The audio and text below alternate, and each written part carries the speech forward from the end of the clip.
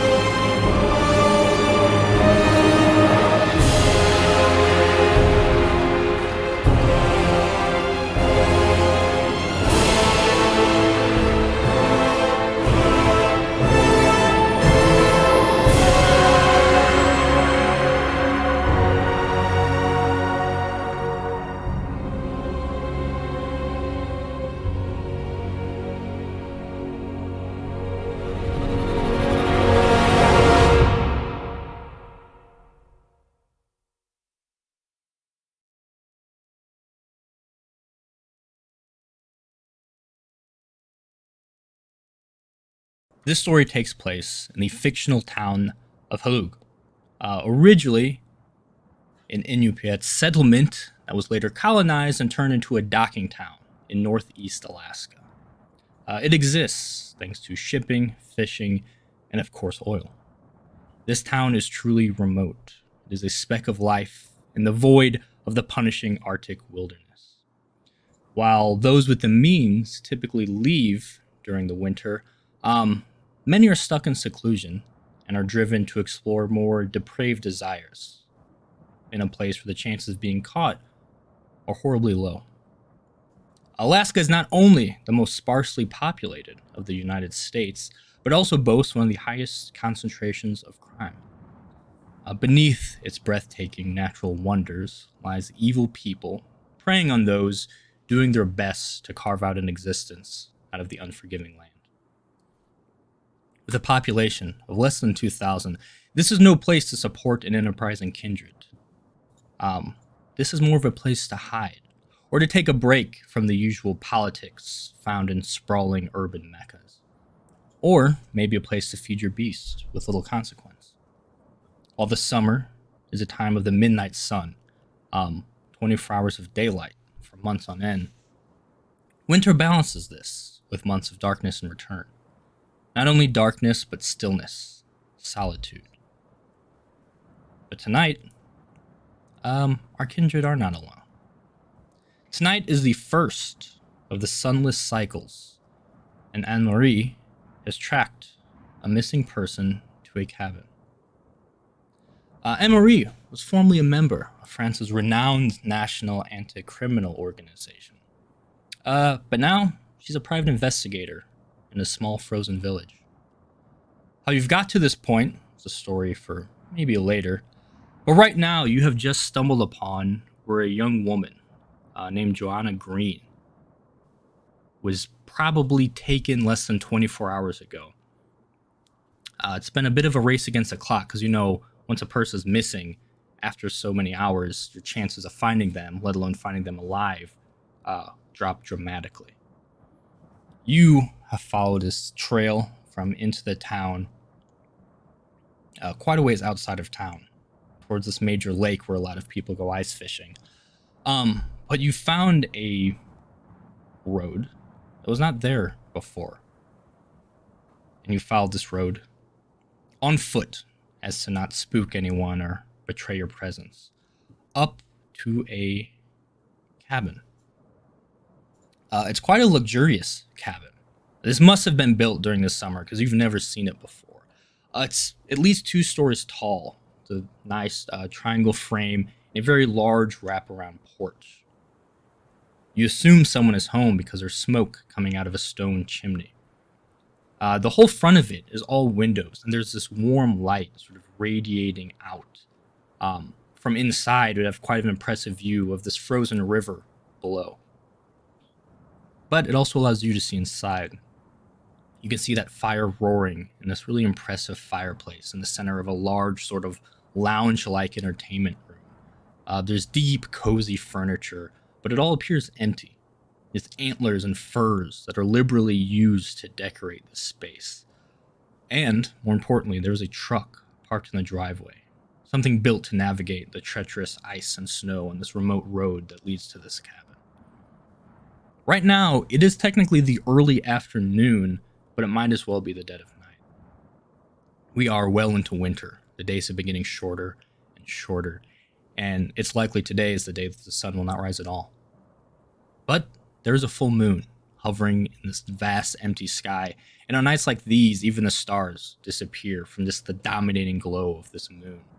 And the pale light seems to sort of seep into the snow, sort of illuminating this landscape, an almost picturesque scene, if not for this darkness that you suspect might be lurking in this cabin. Would you please give me an investigation check? Yes. First roll to see how short this campaign gets. With investigation, wits, please. Yes.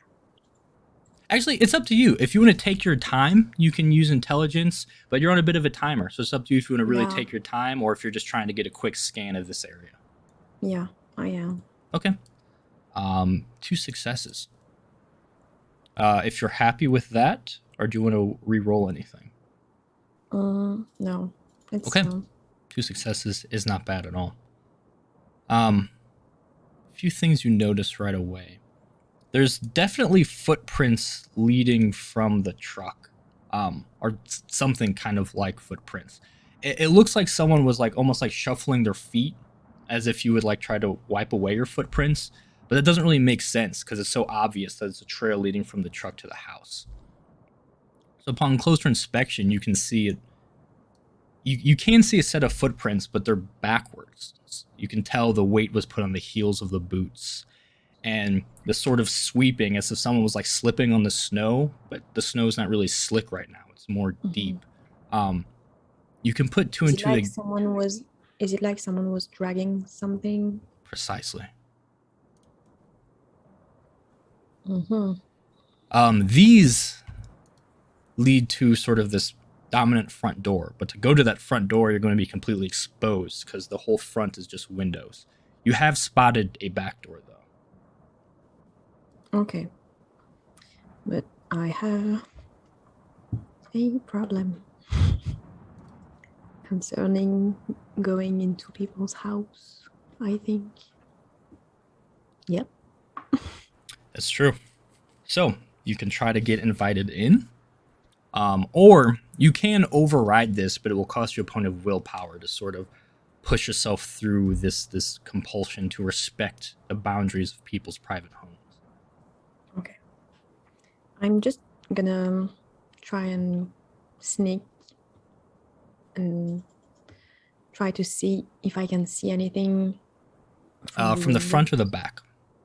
The back.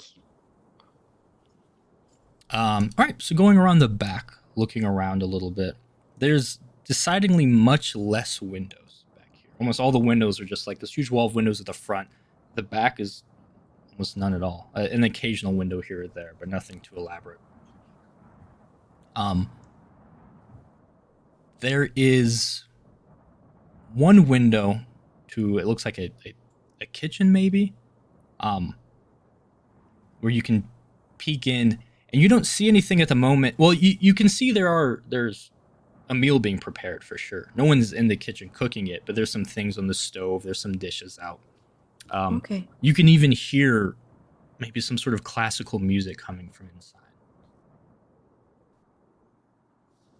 Fancy.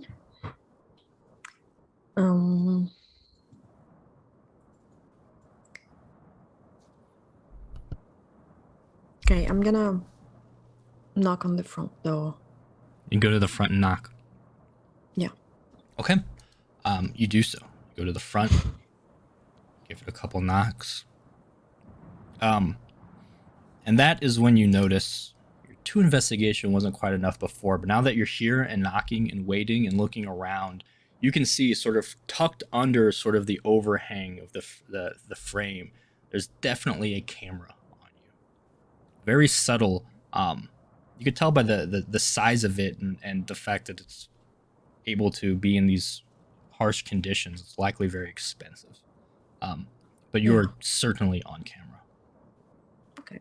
I notice the camera. I don't pay much attention to it. I'm not trying to hide from it or anything. Just waiting patiently. Okay. After a few long moments, someone's definitely taking their time. The door is opened, and you see this individual, Connor Druthers, quite large framed man, pale skin, and what's left of his hair is sort of slicked back on his head. You know he is a big deal in town. He's sort of the one who runs the docks, which is sort of the major hub of activity in the town. Very no nonsense, and also his family is both being one of the original settlers, colonizers, essentially, of this town as well. The Druthers have been here forever. Okay. But yeah, he just cracks the door and looks. Can I help you? Yeah. Actually, I just got back from a long trip, and I work in pair with the locals, and I wanted to check if everything was okay, because that last time I was here, this whole, and I check everything, cabin wasn't there. So I'm just assuring everything is in norms, and I'll be on my way. Which locals sent you here? The police. The sheriff wants to know about my cabin. Yeah, I want to know about it, as I wasn't there. I can call him if you'd like. No need. What are you looking for exactly? Oh, just checking the norms. Nothing that important. You're asking to look around inside. Yeah. I assume you don't have a warrant. No. But as I said, I can call the sheriff and then, paperwork. Just be much quicker if I just look around, see if everything is in norms, and then I'll be on my way. Give me subterfuge manipulation. Eh? Take this as a great roll for you. And remember, rousing the blood is always an option too. Should I have to rouse first? Yes, if you want to rouse the blood, you'll have to do that before you roll. Okay. I'm gonna do that.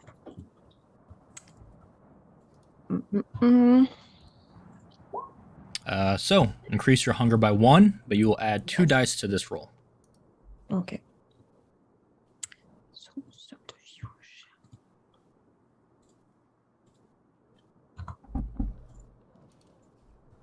One success.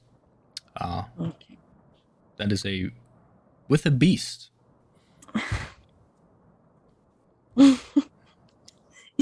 Yay. Right off the bat. Roll 20 for you. Good thing I was just looking at compulsions. Oh, great. I don't need a warrant. Way to start. Sure enough, that Bruja compulsion of rebellion kicks in. Which have your compulsions in the resources section if you want to look at it yourself. But essentially, you feel the need to take a stand against whatever or whomever you see as the status quo in the situation, or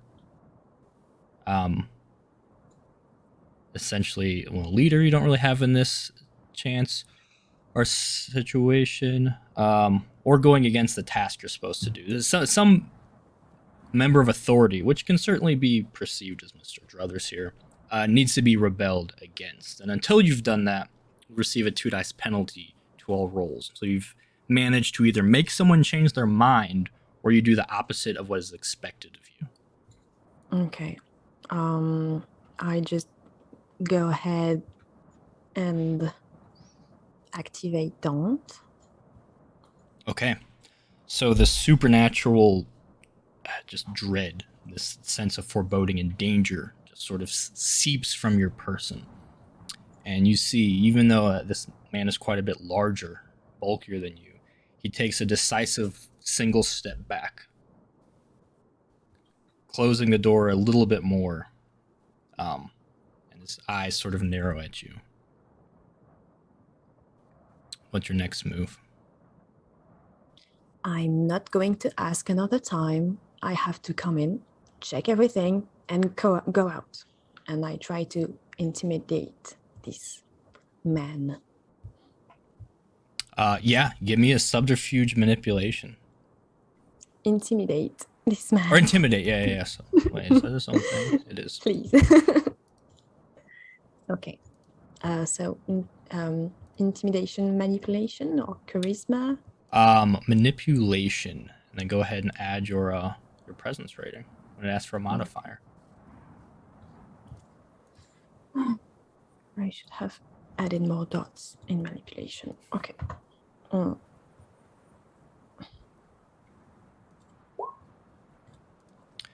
Okay. successes. Much better. You can see his eyes dart around nervously for a second.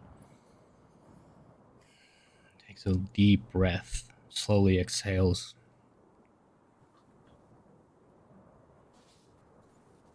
And he doesn't say a word, but he just steps back and opens the door for you to pass. Takes me a second, but I move forward in the house. Yeah, you stroll confidently in the house. Your compulsion being sated as you've managed to make this person do what you want instead of what they want. Please give me a wits awareness. Okay. That I know. 3. Now that you're inside, you can feel the warmth of the fire. It's quite warm, quite comfortable in here. That classical music is loud. Probably has been turned up, actually. It was already sort of loud from the outside, you can hear, but now that you're inside, it's turned up to mask something quite clearly. And you start walking in, and there's a few different ways to go. You could see the direction where the kitchen was, and then it sort of The other side, there's a set of stairs leading upstairs around the side. Actually, it would be in the middle by the fireplace. There's a spiral staircase leading up to the next level, and then there's another hallway leading straight back. Okay. With your awareness, though, he is following you, but in a roundabout way. Like, he's not walking behind you. He's walking behind you, but he's starting to veer a little bit. He's clearly going to essentially Like, pass. block me. No, block me he's from going to somewhere. pass by some furniture before Okay. following you, probably to retrieve something while he's following you. Okay. You notice this out of your peripherals. I'm just Also thinking that. inside, you notice right away more cameras. Yeah. Of course. What would you like to do? Just checking the rooms. If I see anything weird, I'm just starting with the main floor. I might go upstairs later. Is there a So you want to go in the kitchen? Do you want to go down the hallway, or do you want to Yeah, approach him? Like I said, which would you like to do? yeah, near him, not letting him go away from my sight. So wherever he was trying to take his thing, I'm just going to check pretending to check everything up. Okay. Not- Yeah, he pauses. He seems to sort of let you roam as you wish, Mhm. and he just sort of waits in that main room. Do you want to wait with him, or do you want to keep checking the house? No, I'm not gonna wait with him. Okay, if he grabs a knife, I kill him. That's okay. Okay. I'm gonna check the other rooms. I'm really sure that I am not afraid for my own safety. Yeah, I'm you have the not. confidence. You have this daunting aura about you. Yeah. You seem quite intimidating in this moment. And maybe that has something to do with why he's just letting you do what you want, and he seems to be staying in this main room, or maybe he's up to something. No, But so, I what's the just- next room you want to check? Do you want to head towards the kitchen or the hallway? Before I go, I just say, don't try to do anything stupid, please. And I go in the kitchen. Okay. The kitchen, you're instantly. This is where the music is coming from. It's very, very loud in here, obnoxiously so. Okay. But there's a lot of wonderful smells wafting from different things being made. You could tell that there's the table. Essentially 2 plates are being made. There's some food already on it. It's like he's preparing it. It looks like it's nearing, probably around lunchtime. This lunch is being finished, and he's starting to plate some of the items, but was interrupted in the middle of this. Okay, so I just turn off the music Okay. and I As soon as you do, you can hear voices coming from the adjacent room. Back here, every room, where a lot of cabins have this big open concept. While that main room is this huge open concept, everything past the main room is very sectioned off, room by Mhm. room. You see, even notice, like each has like a pretty sturdy looking heavy door between each room as well. okay. But even despite the thick walls and heavy doors, you instantly can hear other voices coming from a room adjacent to this, and you can tell there's a twinge of it's not like someone's here. It's like if someone's on the phone or on a video call. There's that just little bit of distortion, that little bit of ting, that little bit of something that's distinct from just a natural sounding in-person Like voice. it was a movie or TV that was on. Maybe, but something. it's like a conversation. It's like a muddled conversation happening. Okay. Maybe But yeah, he's something playing like that. Maybe he's playing a cassette, something. Yeah. So there's 2 places to go. There's one door leading to where this noise is coming from. There's another door leading towards the back of the house. Okay. How did the guy reacted when I turned off the music? He's still back in the main room. He has not followed you, so you're not sure how he's reacted. Okay, well, he hasn't come to. So I'm going to check that room. Maybe I'm sure the door is locked. It is not. Oh, okay. And Um, what's inside? yeah, you go You open this heavy door. It's a very nice looking dining room. Doesn't match the rest of the place at all. It's like white wallpaper with like a nice floral design. All the furniture is antique, almost like this Victorian. It's something you would see in like a fancy grandmother's house more than this like rustic cabin. Like little doilies, nice china set out, as well as monitors along the walls where you can see The cameras.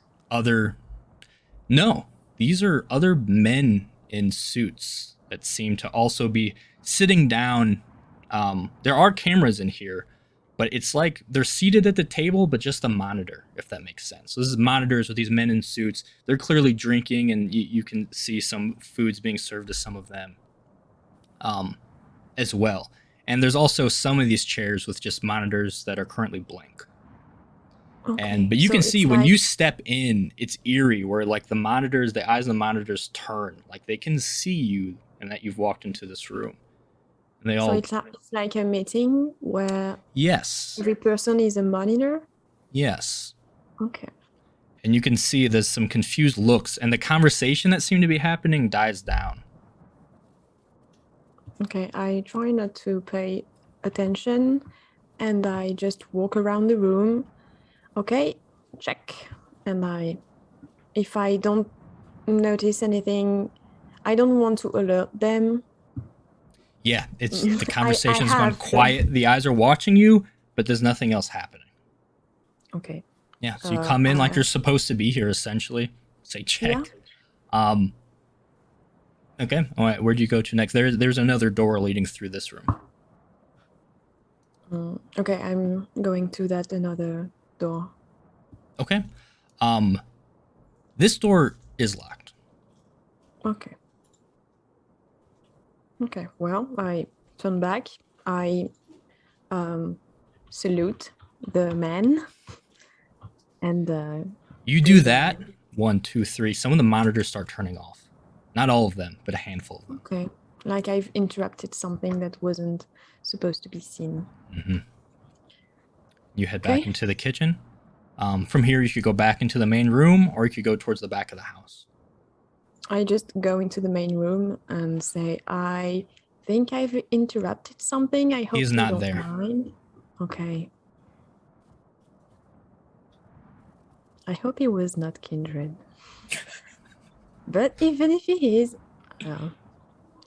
we'll see. Okay.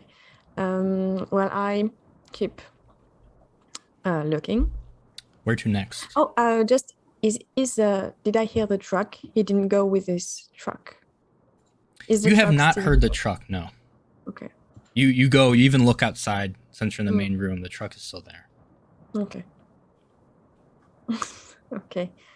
Where is there any rooms I still have to check? Yeah, before so going through the kitchen towards the back of the house, there's the room behind the locked door in the dining room area, and there's upstairs, and there's a hallway on the main Okay, floor. so there is a room that is locked from even the hallway and the weird.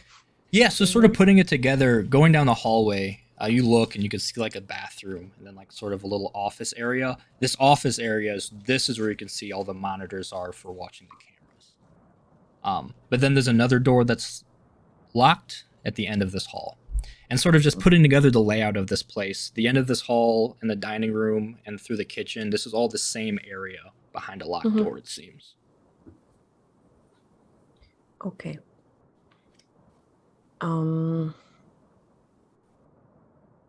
Can I just stick my ear to that door?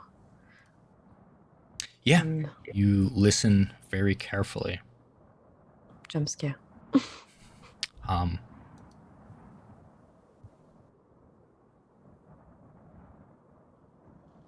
Don't hear anything at first. Then you hear the beginning of a feminine sounding voice, and then a quick shh.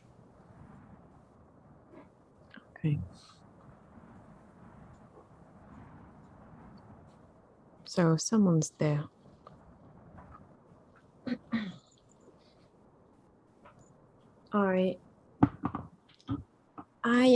Excuse me, I'm here for the house checkout.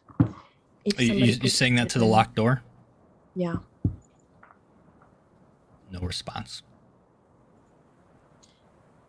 If you don't want me to open myself that door, you could please open it to me. It would avoid us to have any, problems. Still no answer. Okay, I'll be back. Okay. And then I keep looking. So apart from that locked door, is there anything left to see in the main floor? Not on the main floor, no. Okay, so I'm going upstairs. Okay. So you head upstairs. Leads to it's like a half floor. Part of it you can see down into the main area, and then there's a series of doors. You just want to start opening up doors. Yeah.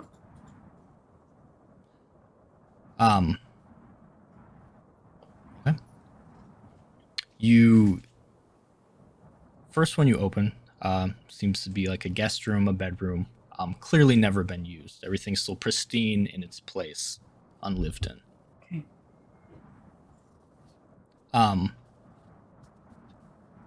Second door you go into seems more or less the same thing. Kind of look around, and that's when the door slams behind you, and you hear a click, a locking. Yeah. Okay. Is the did I notice that it was big door like the Yes, office? every door you've seen in this place is like a pretty sturdy looking door. Okay. Barricaded. Not necessarily barricaded, just not Yeah. like cheap, flimsy wood, like just solid Yeah. wood. Yeah. Oh, okay. So it's still wood. I can still break it. Mm-hmm. That was my point. Mm-hmm. So, if there is any, like the windows are closed. Yeah, no windows up here. Okay. Sure. Of course. So I'm going to break that door. Okay. Break that door. Are you Yeah. using any potence? Of course, I am. I have lethal body and prowess. Okay, so give me a rouse check for prowess if you want to activate prowess to add that to your strength. Let me just. Boop, boop, boop. Yeah, I will. Prowess, of course.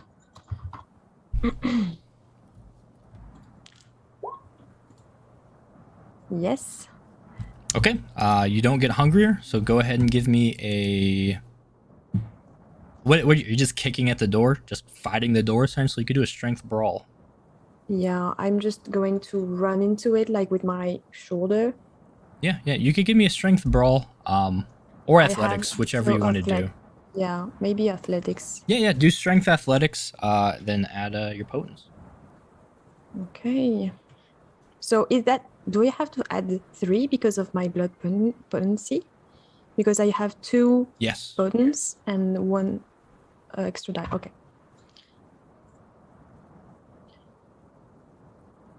I will reroll, of course. Okay. It's got 3. Like, If you want some is- more. is- Yeah, hit the is WP enough? reroll. Like, if it's not enough, You don't I know. will It's let- up to you. If you want to decide to use it, I let you make the call if you think it's enough or not before. Yeah. Oh. Okay, 4. One more with 4. Yeah, you go just shoulder. You slam into the door. It has a satisfying just crack beneath your weight, and the door flies. Well, you and the door go flying into the hallway, landing on top of a person. But you can tell by the person it's not Connor. Mostly for the fact that you see Connor standing over you, and you just hear a boom as a shotgun goes off. Okay. Luca, you hear a gunshot. A shotgun. Not a hunting rifle. It's also a odd time to be hunting, though you yourself are hunting. Though you strayed from your usual area around your cabin. You've been on the trail for a pretty good-sized moose for a while now, and you can feel your beast churning with anticipation. Living near such a small human population means it's best to feed on the wildlife. You certainly have to earn your kills out here, but there's a satisfaction in that. I mean, you've likely had to kill plenty before, and it never quite felt right, despite the doctrine of your clan and your sire. It doesn't matter. That life is half a world away right now and not your problem. This gunshot might be, though. You typically mind your own business, but you know the dangers of... You know that keeping to yourself for too long, and eventually, you know that beasts will fill those spaces left by our fading humanity. But you are hungry. In fact, you're at hunger 3. So, it's up to you what you'd like to do. You're there. Your wolf familius is with you. You're quite close to the trail, but that shot you heard ringing out came from a different direction. You tried to feed before investigating, or do you want to check this out immediately?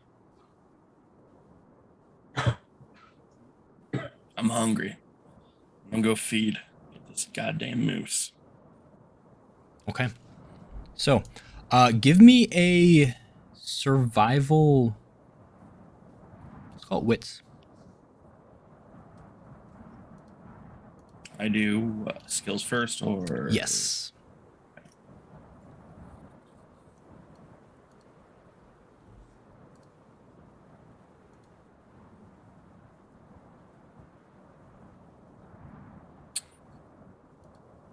I messed that up. So sorry. The hell survival there. No modifier, right? No. Well, no, not needed. Messy critical. Luckily, the 2 tasks you have, you really just hone in. You and your wolf just going into a sprint through these woods following this trail. Sniffing it out immediately. Coming upon your prey pretty quickly, luckily. Though, with a messy critical, normally you stalk, you watch for a moment before just leaping in, but you need to feed now so you can get on to investigating this thing. And you're not even deterred by the fact that you are not the first predator to find this moose. You notice, as they notice you, a pack of wolves. Okay. But there's not enough moose for all of you. How would you like to proceed? I would like to activate Feral Whispers,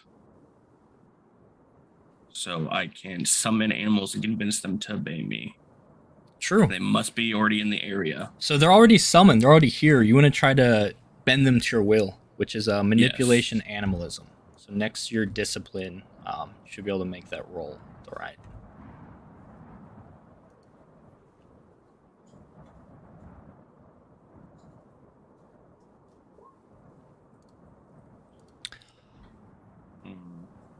Two successes. With 2 successes, wolves have you outnumbered. They're quite hungry, and this is an impressive kill. Doesn't seem like they're going to be deterred. And with your messy critical and your beast already starting to override your full predator mode now, you don't hesitate to just meet them in combat. As you rush forward, they rush forward. You and your wolf, as this pack of wolves just lunge in on you. What would you like to do? God damn it. I'll activate my prowess. Give me a rouse check.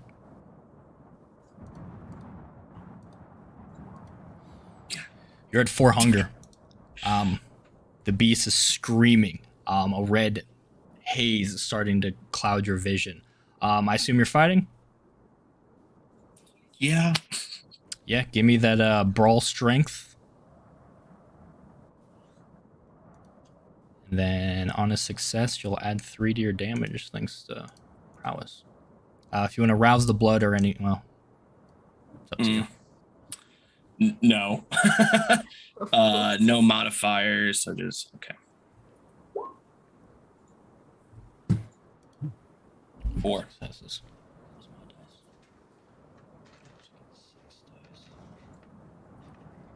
Oh God, I'm getting some. Oh, speaking There is of a something I 10. always forget to do, if you want to use cool bloody dice, go to our link. We got them at level up dice, and watch how good they roll.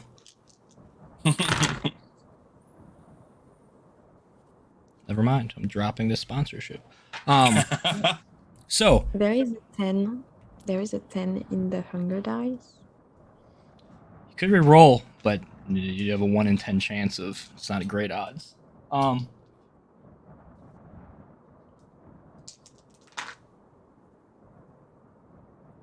Between multiple. So this is what happens. They go on you. The first one that jumps on you, you just catch and slam. You hear its ribs cracking as the beast is in control now, and you immediately just bite into this thing and you just rip its throat. That warm blood just steaming all around in this freezing air. But while you're doing that, one comes off the top of you. Right before it bites in, your wolf intercepts it. Those two are now rolling around. You hear them just snarling and growling at each other, fangs flashing. But another one grabs at your leg and starts pulling you off of the wolf that you bit into. You're only going to take 1 superficial damage from it. Okay. What would you like to do? You can also see at this point that moose is fucking gone. All right. So if you're going to feed, you're going to have to feed off of this wolf pack. Yeah, that's fucked up because I have Fantasia as my familiar. Yeah. But she knows what I'm about, so I'm gonna start feeding off this wolf. Yeah, give me another same roll. Just another brawl strength. Prowess is still activated. Do you want to feed off this one now, or do you want to fight the one? So that one's dead. Like, you did enough to straight up kill Okay, that one. then I'll get the one that's biting on my ankles. Sure. I forget that I have animal kin. I could have just like chilled this thing out. Okay. Well, it's too But late. I gotta normally, but if you didn't get a messy critical messy. right That's before true. this. That's true. Okay, so strength brawl. Let's do it.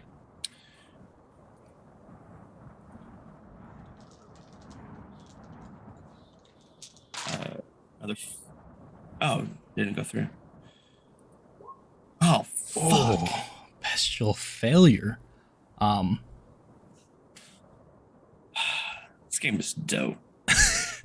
You can re-roll the 1 if you want. It's up to you. If you want to spend willpower that way, not that it will do you a ton of good, unless you get a 10. And I will. I'm gonna do a willpower reroll. All right, so re-roll just 1 dice then. So when it pops up, just get a 10. It'll be good. I will. WP re-roll, change it to 1. Here This we is your go. last chance. Oh, actually, super close. 9. It's 2 successes. You'll reduce another. You'll be taking 2 more superficial. As, yeah, the one pulling you, you turn to kick at it. And this thing is just, you're still on your back, and it immediately just is on your chest and just starts tearing at, trying to get at your throat. You're keeping it just, but it's starting to pull at some of the flesh there. You're essentially grappling this thing now. Okay. Luckily, it does seem like your wolf Fantasia is faring a little bit better. Give me another round. This will be the final round to determine how this fight goes. All right. If you want to rouse the blood, you can. It could put you Too at late. 5, but you're also God. planning on eating. Another 1. I'm gonna do that willpower reroll. Okay.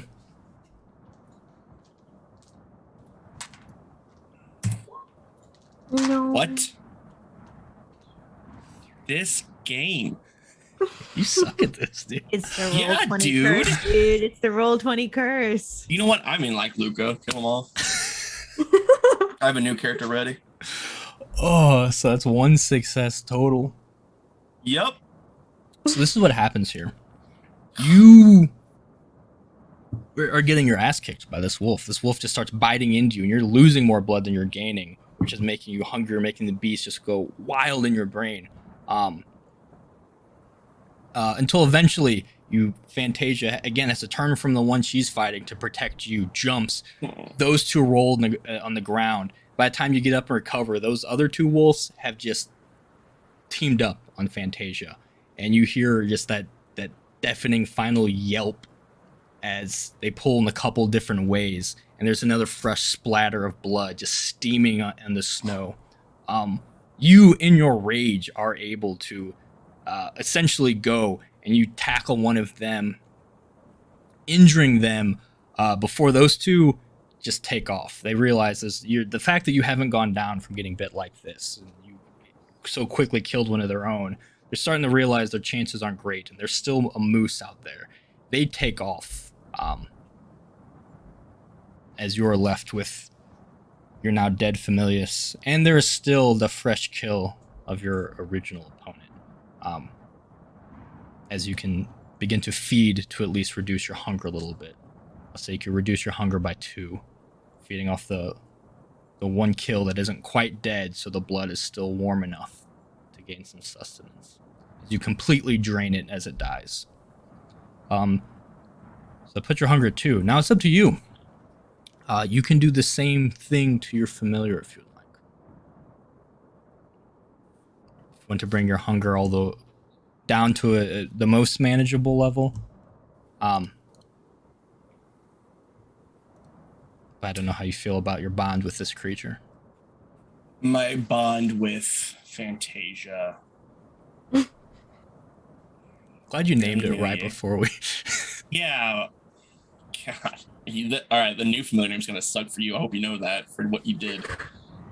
Someone save me. Fantasia and I were bonded by each other. I can't let her death go for nothing, so I will feed off of her. Okay. You feed. Your hunger is going to go down to 1. You're going to take 2 stains from this. From your bond, watching them ripped apart in front of you. Also, she died because you weren't strong enough, which is, even though you're sort of not going with your clan right now, that's still something just in your blood. You're supposed to be an apex predator, the survival of the fittest, and your weakness just caused a member of your pack to die.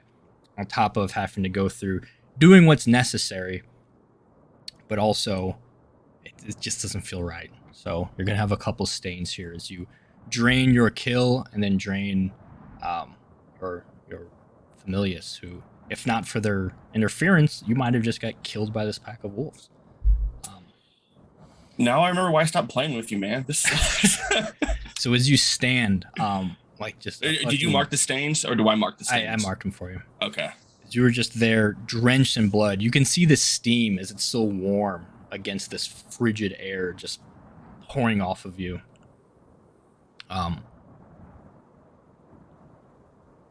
But there's still that gunshot not too far away.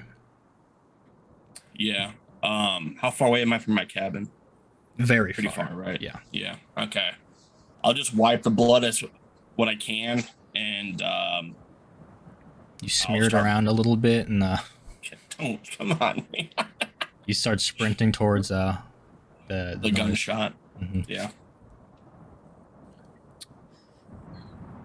In a rage. I'm still in a rage right now. Yeah. Anlori. So door came down. There's someone on the other side of the door underneath the door. You definitely hit someone. Wasn't Connor though, as Connor just shot you with a shotgun. Give me a Dex Athletics.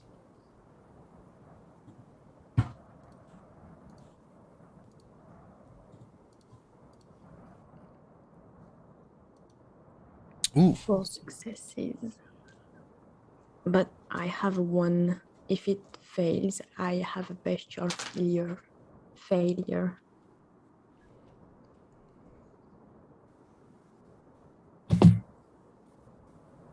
Okay.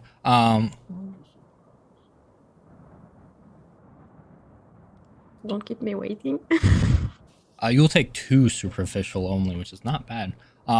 As you turn and you sort of shift with the door, luckily that this heavy door catches the brunt of it, but it still catches your hand holding the door and forearm just sort of get messed up by the shotgun effect, messing up your arm. But as you sort of roll and you are on your feet, as he cocks again and points at you.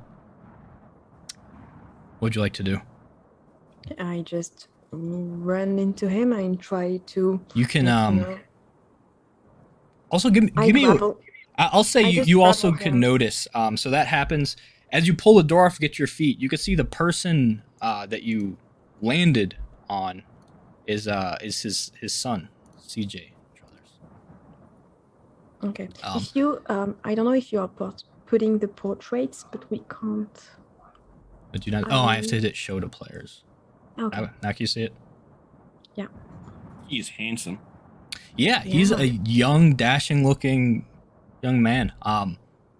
Not nearly as large and solid as his father. But you see, there's very clearly a decent-sized revolver in his hand. He was the one on the other side of the door that you hit and then rolled off of. He's scrambling to his feet. He has a gun in his hand as well, though he seems a lot less sure of what's going on. Or his father's clearly just focused on you. So both of them are armed. The son is between you and the father. I don't know if I hit. Okay, so if I want to, That's the yeah. pop. Seems really pissed off. If I want to like grapple the corner, can I do that? Yeah, you could do so. You'll be exposed to the other one. You can split your dice pool if you want to try to do something to both of them. But if you just want to focus on the dad right now, you could go all in on the dad. Absolutely. I will, because the shotgun and the handgun are not the same. Very true. Yeah, Okay. that's a strength brawl for you. And you have a specialty in grappling, so add 1 to that. Okay. Do I still have my prowess? Yes, it's still going. This is the same scene. So, Okay. well, prowess Oh. prowess affects your damage if you hit. Oh no, you're just grappling. So yeah, add it to this because this is just a strength of fate or feat of strength. Yeah. So. Strength Look. of fate. Look, it's early for me. What? What? Only 3? Only 3. You want a willpower reroll that? Yes. Okay. Ooh, There you go. okay. How you do Yep. it? So 5, 8 in total. 8. What are your intentions here? This is a critical as well. Yeah, I'm just going to run into him and like grapple his belly, his Your lower arms around his body. torso or his lower body? Yeah, and just restrain him as hard as I can. If I break bones into the process, I will. I don't care. Yeah, well, with a critical, absolutely. Yeah. You close that gap. You turn and you just essentially tackle him into the wall and just lift and squeeze. And you can hear just this resounding crack in just one motion as you just pull in. That was likely his spine.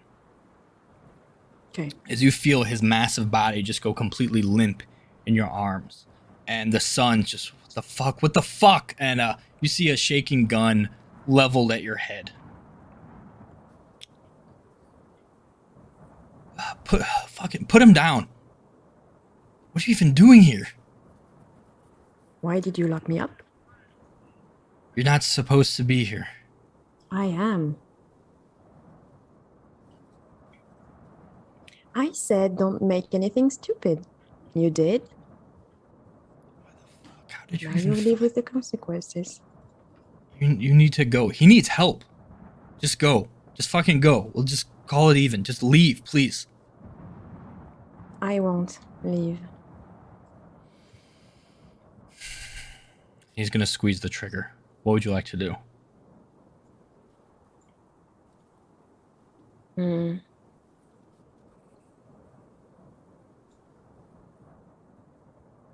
I still have. I've dropped like the body, but not entirely. and Yeah, I so want to you probably still have him if you want. Yeah, you can Yeah. use him as sort of a shield. Yeah, okay. Shoot me in the head, but aim precisely, you know. Oh, so you're gonna try to move the body into the way? Yeah. Ooh, okay. Yeah, give me a strength athletics. Add your potence.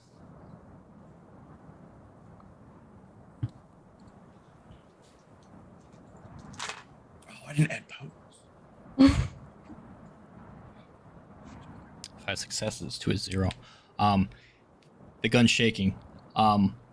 You can see there's a moment of determination as he squints. He starts to turn away. You know the sign he's pulling the trigger. As you just move his father's body in the way between you and him, and you're just covered with skull fragments and blood. Oh, so he shot. Okay. Yes, he shot, and you move the body in the way in time. I wanted to keep him from shooting. Oh, you want to like throw the body into him? No, I was like, okay, shoot. Oh yeah, no, yeah. You shoot to death. It was an easy shot. You rolled very well. He thought he would be able to shoot you instead. He did not. Okay. I didn't want him to fire, you know. Yeah, he's not in the right mind right now. As you do that, the body was already limp, and you can sort of let it drop to the floor. As CJ, the gun has hit the ground. He's dropped the gun. He is freaking out. He's sobbing, and he's just grabbing his father's body right now. I am taking the gun. Yeah, Can you I? just reach Okay. down and pick up this. It's a pretty large size revolver. Okay. I put in my pants and I keep searching the house.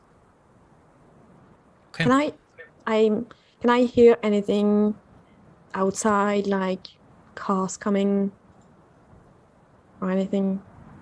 You begin searching. You don't hear anything. You go check out downstairs, and that is where you find. I'll say you can fish the keys out of Connor's pocket as well. You paddle Yeah. down.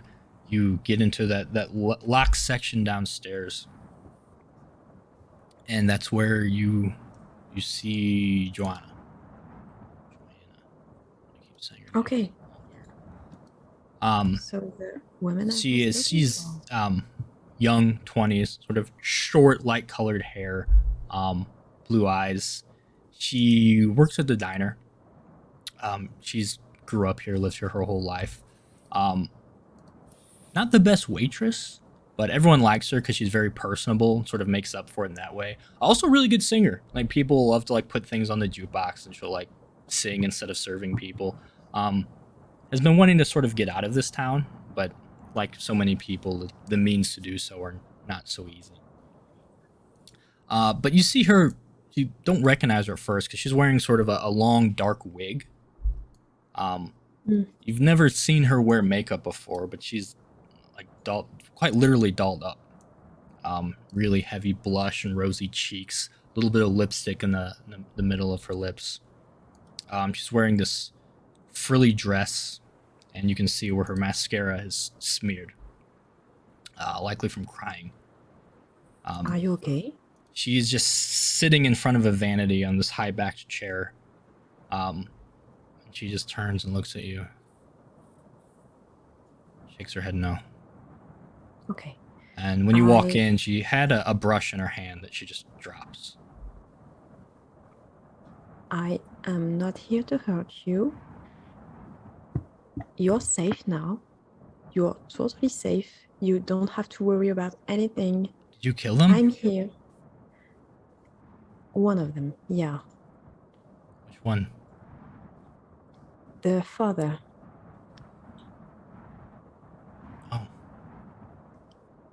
CJ and that other guy? Yeah. What happened to them?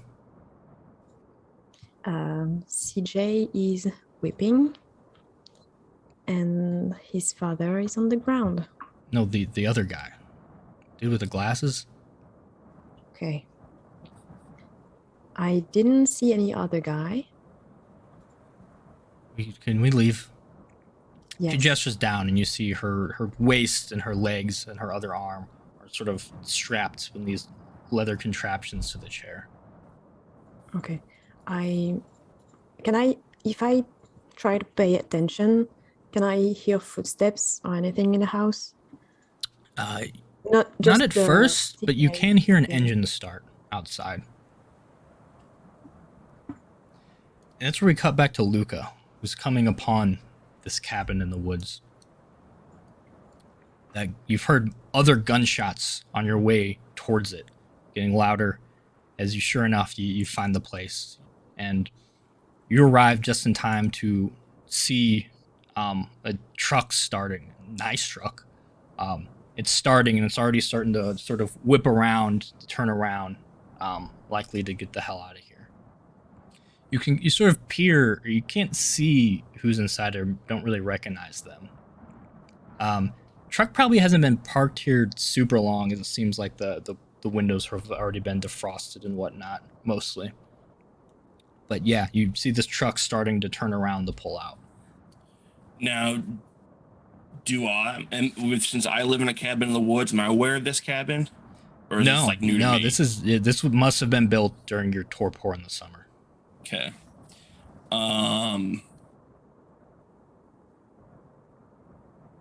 Fuck. I look all bloodied. Yeah, you look So, am I coming from behind or am I approaching? coming from the side. Coming from the side. And if you want to intercept this, you need to like sprint. Like they're getting ready to take off. There's no casual approach here. So it's up to you. You can hide, let the truck go, then check out the cabin, or if you run, you might be able to intercept this truck.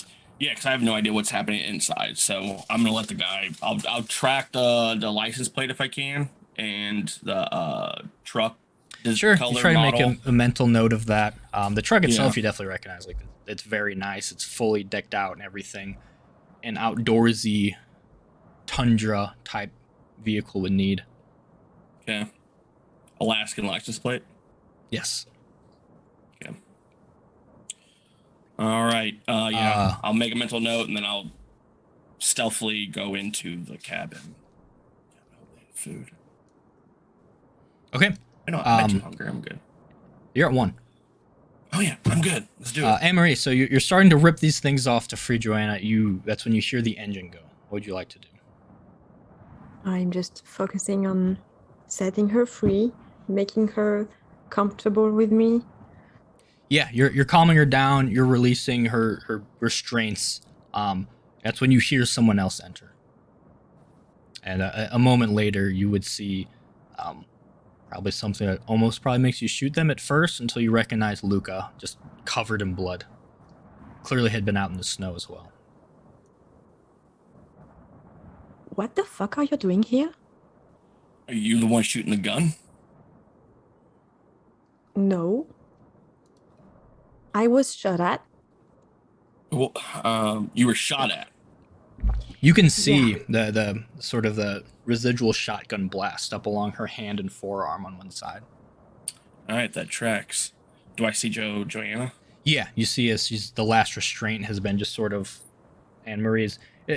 Probably careful not to just like super strength these, but enough to make it seem like you're just naturally pretty strong and you're like sort of like how people like rip phone books with a special technique. You're able to sort of pull it off like you know how to rip just right to pull these off. But it's really your supernatural strength that allows you to. But yeah, she's just freed. Okay.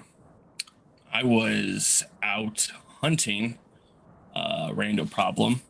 As you can see, lost Fantasia. Yeah. Yeah. Then I heard a gunshot, and it's kind of I know the hunters around this area. Didn't think any of them were out hunting at this time. So I wanted to investigate, and I don't recognize this cabin. Yeah, it's new. It brought me here. I'm sorry about Fantasia. I came for Joanna. My investigation led me there, and I, like you, thought that this cabin was pretty weird and yeah, Do you know hopefully who I just find- drove out? I look at her, told me about another guy with glasses. Maybe it was him. Did you see him wearing glasses? I It's couldn't really kind make of familiar. Yeah. Yeah, he was totally wearing glasses. Yeah, seems familiar. Yeah, real nice truck. Yeah, a very fancy house and And speaking of nice trucks, Candace, you've just got picked up by a trucker. Fuck. You're immediately froze. Now you're Which is back. good. It's cold here. That's fine. So you're in like an 18-wheeler. You're sitting there. You've heard the same line of questioning many times before. You've been in this situation many times before. Picked up by these men in their massive trucks, driving treacherous roads where one wrong move can cost them their cargo or even their life. And yet, so often they stop for a stranded woman shivering near a car planted firmly in the snow in a ditch. You're a writer, so their stories are dreadfully boring. On their own, maybe they might be fine, but at this point, they're just variations of the same thing, followed by when you have your follow-up questions, you always do. They're proud boasting about their expertise in knowing how to drive in these conditions. It's bothersome, but it's a small price to pay for a warm meal in this place.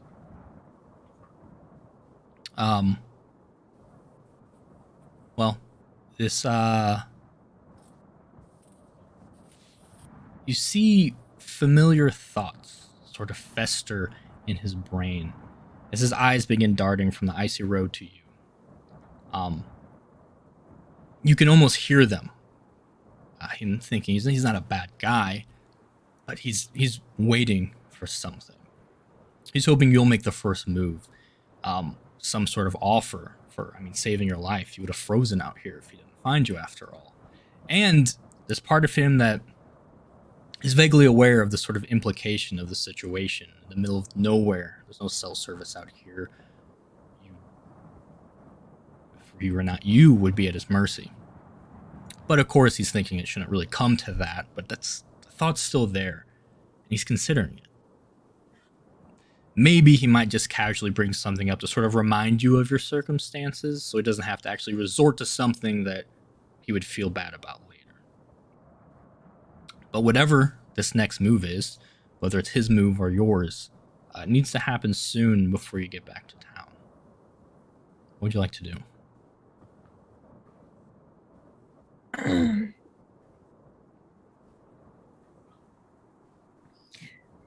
I really do appreciate it so much. I don't know how I was so stupid. I just didn't fill up my car tank. The gas is, it's so expensive up here. I thought I could make it. No, it happens. A lot of people don't realize you actually need to steer with the vehicle when it starts to swerve. You don't go against it. That's how you get in those situations you're in. Most people think it's an honest mistake. Anyone could have made it. And it's probably, when you say people, it's probably most women that you find out here. Your words, not mine. You're the first I've found out here in that situation. It's wow. Lucky for you, honestly. I hate to imagine what would have happened. It could have been, who knows how long before another deadly. truck passed. Could have been deadly. Yeah, it's coming down out there for sure. And honestly, I'm sure you don't want to put this on yourself, but you're kind of a hero. It goes above and beyond the. What kind of person would I be if I'd ignore a lady like yourself stranded in such a situation? I'm just a decent man making a decent living. Exactly. Well, I'm sure you're expecting some kind of payment. I don't have a whole lot, but I have a little bit of cash. I don't know. No, I couldn't take cash from someone like you. Wouldn't be right. Or do you want me to like buy you dinner in town? Like, would that be the preference? Sort of looks around. Actually, it's coming down. Maybe we could pull over and sort of talk about it. Oh, for sure, sure. I mean, I know my way on these roads, but I mean, it's getting a little treacherous even for me. I got plenty of gas. We'll keep the cabin warm. And he'll slowly sort of pull off to where there is just sort of this little side road that cuts into the woods that he pulls off into, and puts the vehicle in park.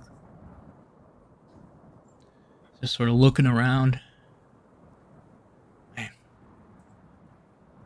So beautiful, even though it's so dangerous. It's wild how this untamed wilderness can scare you and woo you at the same time. It's wild. Yeah, you never get fully used to it. No, Are you local then? You been here long? It started as just like a little summer getaway, and then here we are. It's snowballed, you could say. Oh, yeah, I get it because of the and then he'll sort of like just go quiet and he's just looking at you now. So you wanted to talk about and then he's gonna sort of lean in for a kiss. I'm gonna hesitate and kind of pull back to see what his reaction is gonna be. He just keeps leaning. He does not hesitate at all. So I'll kind of scoot back against the door of the cabin. Yeah, you hit the door and he's just doesn't seem fazed. I thought this was gonna be a talk.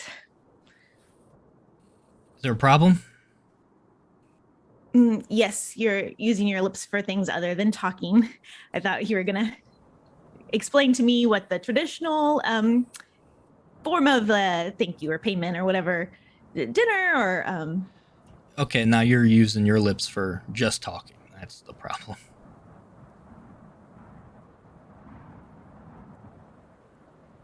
I can let you right back out if you want. Oh, no, I think I'd rather not, and I think I'd perfect. And it goes in for another kiss. And I'm gonna just hold his face there for a second. I don't want to get out, but I do really want that warm meal I was offering earlier, and I'm gonna go in for the bite.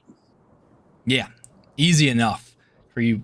Do that, and then you just sort of, he pauses confused for a second, and then you pull him in, but instead of kissing him, you go to his neck. And you feel his body stiffen with resistance for a second before just relaxing under the effects of the kiss, aka you sinking your fangs to the flesh of his neck, feeling the blood go into your mouth as you begin to feed. Give me a wits awareness.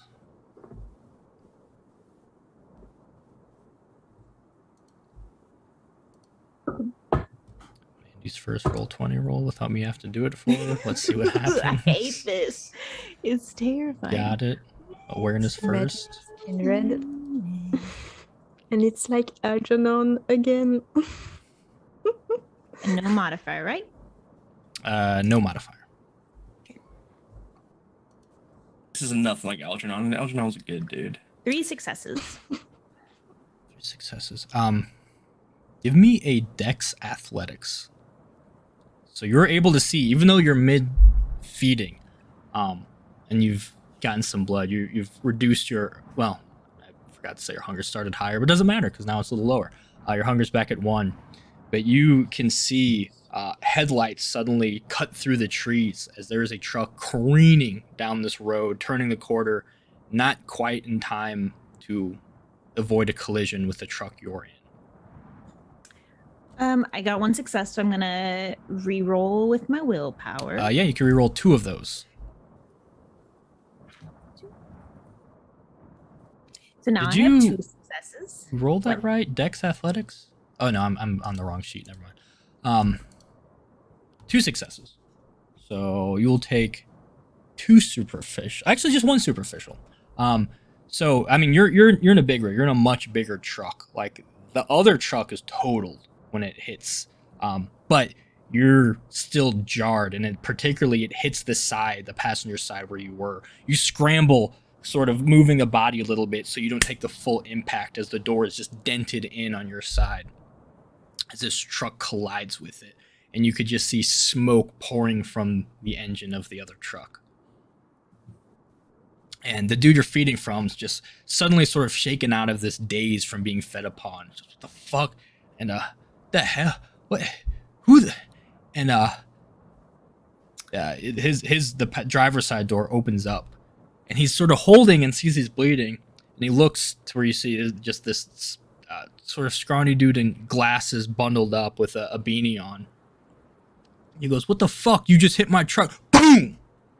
And his brain matter just covers the top of the interior of this truck as his body is pulled out, and the guy gets in and then looks at you.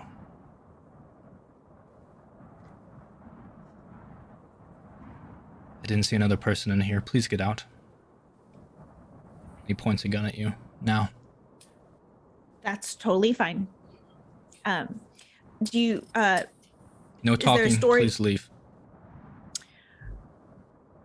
I would like to calm him. Ooh, the Salubri can do that. Yes. I would like to soothe his emotional or mental state. Yeah, use that Rouse check? What's that power? It's Obey. Bea. Yeah, rouse check, and then roll composure aspects. Mm-hmm.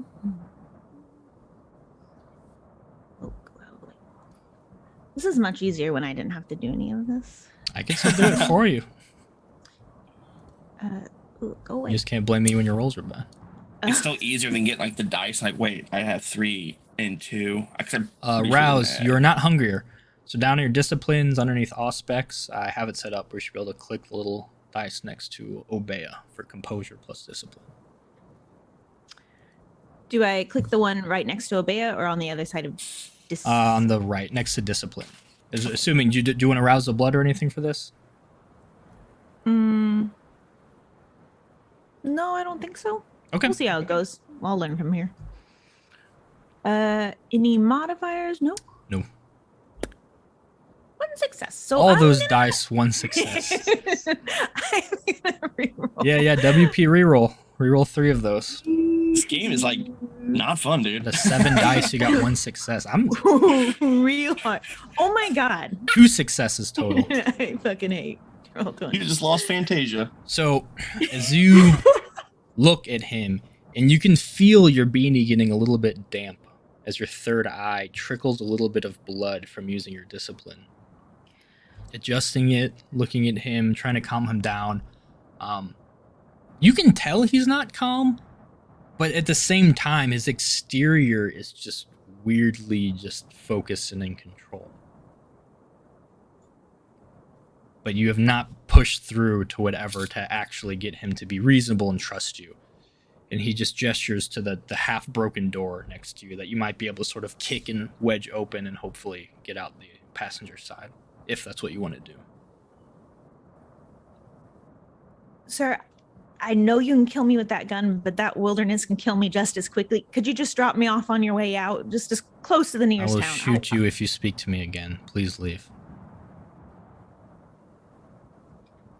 Ooh.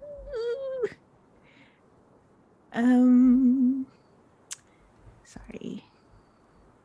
What you want to do? You are in close proximity. You might be able to lunge and sort of get within the threat range of the gun, but also if that goes wrong, he might start unloading on you. There's also other things you could do. About resilience under my fortitude. That's automatic. Okay. So I'm gonna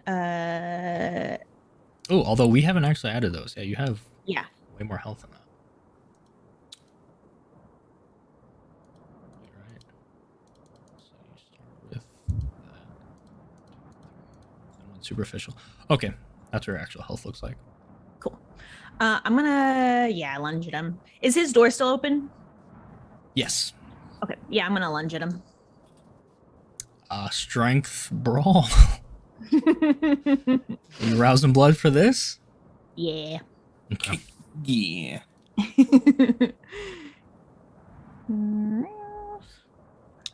Hunger's now 2. Go ahead and make your strength brawl. And I forget, did you say it automatically adds hunger? No, you put it in. Okay. Well, so do your roll first and then add your hunger, since you roused for this roll. Okay. You said Brawl. Strength athletics? Strength brawl. strength brawl. Oh, okay. Never know, crits happen. Crit happens. Something. Not for you. Not for me. You can reroll 1 to get maybe 1 success, but So, you lunge, you do tackle the guy, and you both go out of the truck and hit the snow. There's a pow pow as he manages to put one of the bullets goes wide, the other one manages to hit you.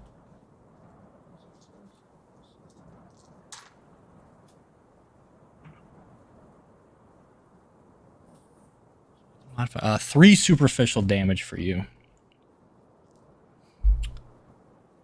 Back in the cabin, you two are discussing this, and you can hear the faint sort of echo of gunshots down the road towards the highway. Okay. The keys that I have from the man Connor. Is that the truck which got away? Yes, that Is truck has that got like away. I So will say on your the- approach and sort of checking it out, you did see there's sort of a garage type building connected to it where you would assume there's some sort of like snowmobile or vehicle. You saw some keys like that near the back door. Okay. But I also have to keep Joanna safe and in a safe place. But if she stays with us, it's okay.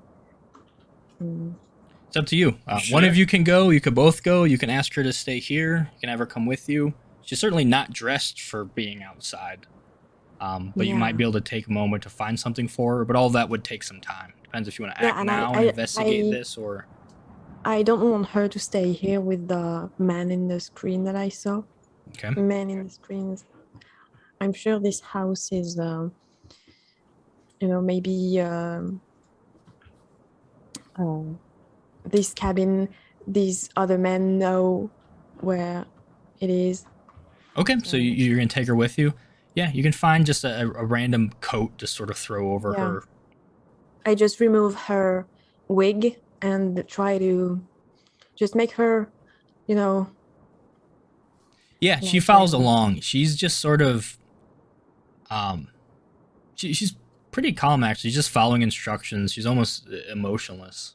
okay. Just And sort why of nodding I and listening and going along with whatever you ask her to do. while we do that, I ask her what happened. How did you get there? We can talk about that later. I just want to get out of here. Okay. You can see from helping her out though, she's not harmed in any way. There's no marks on her body or anything. There's some you can see maybe a little bit of bruising from like her wrists, probably where she was like drug in. But otherwise she does not seem to have been harmed in any way. Okay. So you've Did they- gotten here in time before anything bad happened. Okay. No, everything's fine now. There is just that man who got away. I just can't let him let loose like that, and I might think these noises were him because no one's near. He came in The cabin. when you came He's in. the He's the only- one who came back here and made sure I was quiet. Yeah. He's the only person who can be nearby. So Okay, yeah. we let's have go. to check this out. Are you okay? Do you want to come with us? Is that okay for you? Yeah, sure.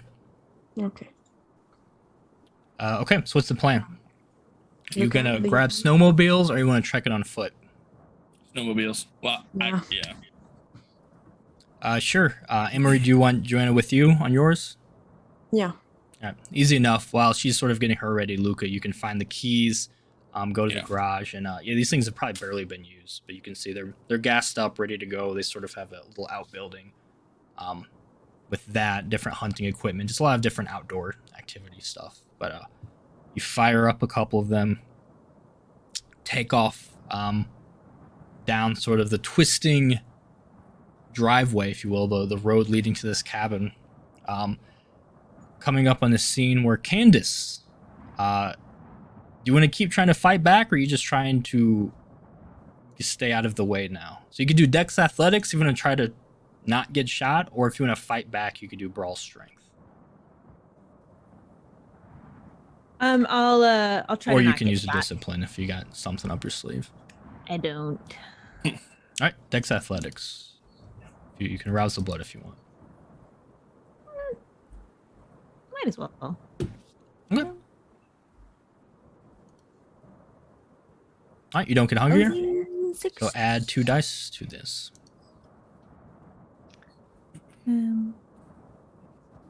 Athletics.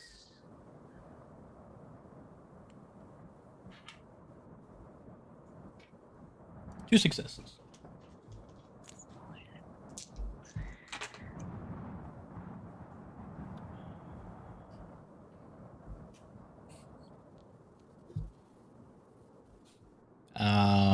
Do you want to willpower that, or are you keeping that?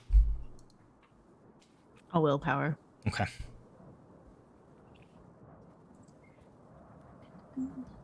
2 dice. Yes. Yeah, there's 2 you can reroll on that.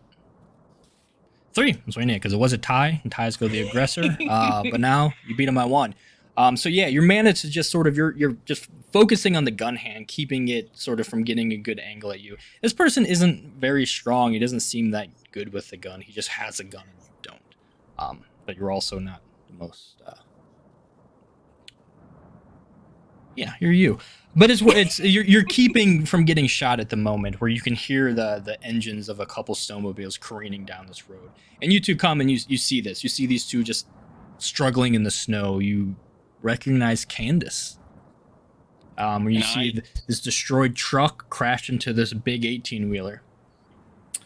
Can I just hit this dude that's attacking Candace? Just Yeah. So they're struggling. So it's gonna be it's gonna be tough, but it'll be awesome if you pulled off. If you want to give me a Dex drive. What is my drive again? You have good drive. It's good. It's okay. All right. And Dex. Okay. Drive. Dex. Actually, yeah, no, it's a Dex drive. All right. You can rouse What if you else want to. Yeah, I just ate Fantasia, so why not? Yeah. So do a rouse check. Rouse. You don't get hungrier. So add 2 dice to this. Athletics, Dex, plus 2. So is that 2 I modifiers? mean, drive, Dex, and then when it adds for a modifier, add 2. Yes. Okay. I don't think I did that with my prowess, which was like my ass kicked so fucking much. All right, modifiers. That adds damage. That doesn't add to your actual roll. Yeah, I know. I was just testing you. All right. Keep me on my toes. Ooh, 2 successes. With all those dice. Do you want to do a willpower reroll? Can we just use real dice, because Yeah. You don't like messed up all a of us lot watching your personal- failures? Anne-Marie Anne-Marie did great. Through so much willpower. Man, how much willpower have you already used, Mandy? You've used 2. You have 3 left. I know I have. I All think right, I've I'm gonna used do 2. it. I'm gonna do it. Reroll. So I hit WP reroll again. Yeah, and then looks like there's 3 you can reroll. 2 more successes. 4 successes. Give me another Dex dodge, Candace.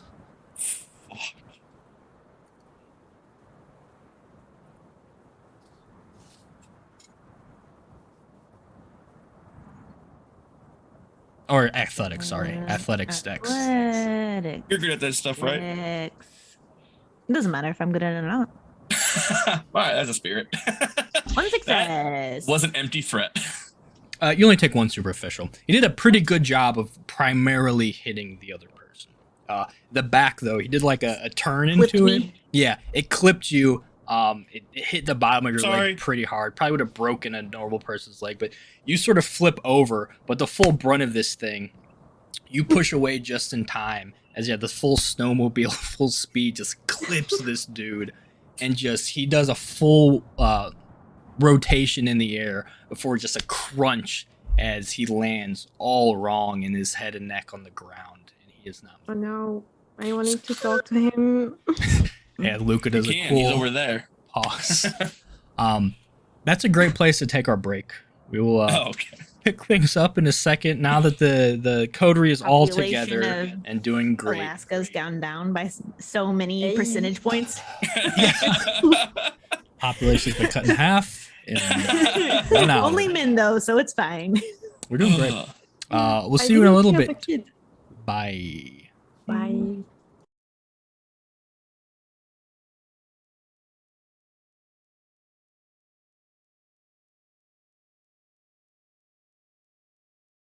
We are back.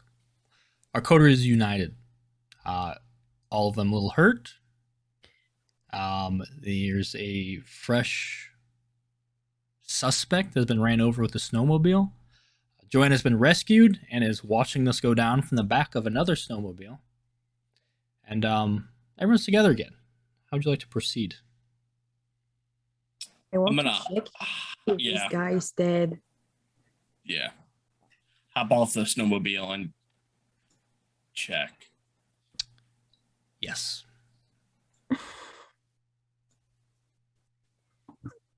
He was. Yes, he's dead? Yes, he is. He is dead. Okay. He did not seem to be. Quite a fragile person in the first place. Anyone but Candace tried fighting him. Probably would have been easy. But yeah. I mean, you hit him. Snowmobiles are hefty vehicles. You hit him full speed, and he, like I said, landed real bad. That's on me, guys. Okay, that's okay. I've killed the other guy. I mean, I didn't. His son did. But okay, never mind. That's a story for a different time, I guess. Yeah. Candace, you okay? I mean, I was better before I got hit by a snowmobile, but not by much. I like indicate the bullet wound. What happened? Like, how are you here? How are we all here? Well, this dude is the dude I saw driving away from the cabin that we just came from. Yeah. So I don't know if talking here is going to do us much good. I think we should go back to the cabin and get some answers. Let me just search this guy, and Yeah. then we'll be on our way. I take his phone. He I has see if there's nothing any- on him. Of course. Not even Like, a wallet. like suspiciously so. Nothing on. Yeah. Yeah, but no phone or anything. You don't really get service most places out here. Hmm. And what about his truck? The truck's right there. You could look around the truck. That's definitely Connor's truck. Yeah.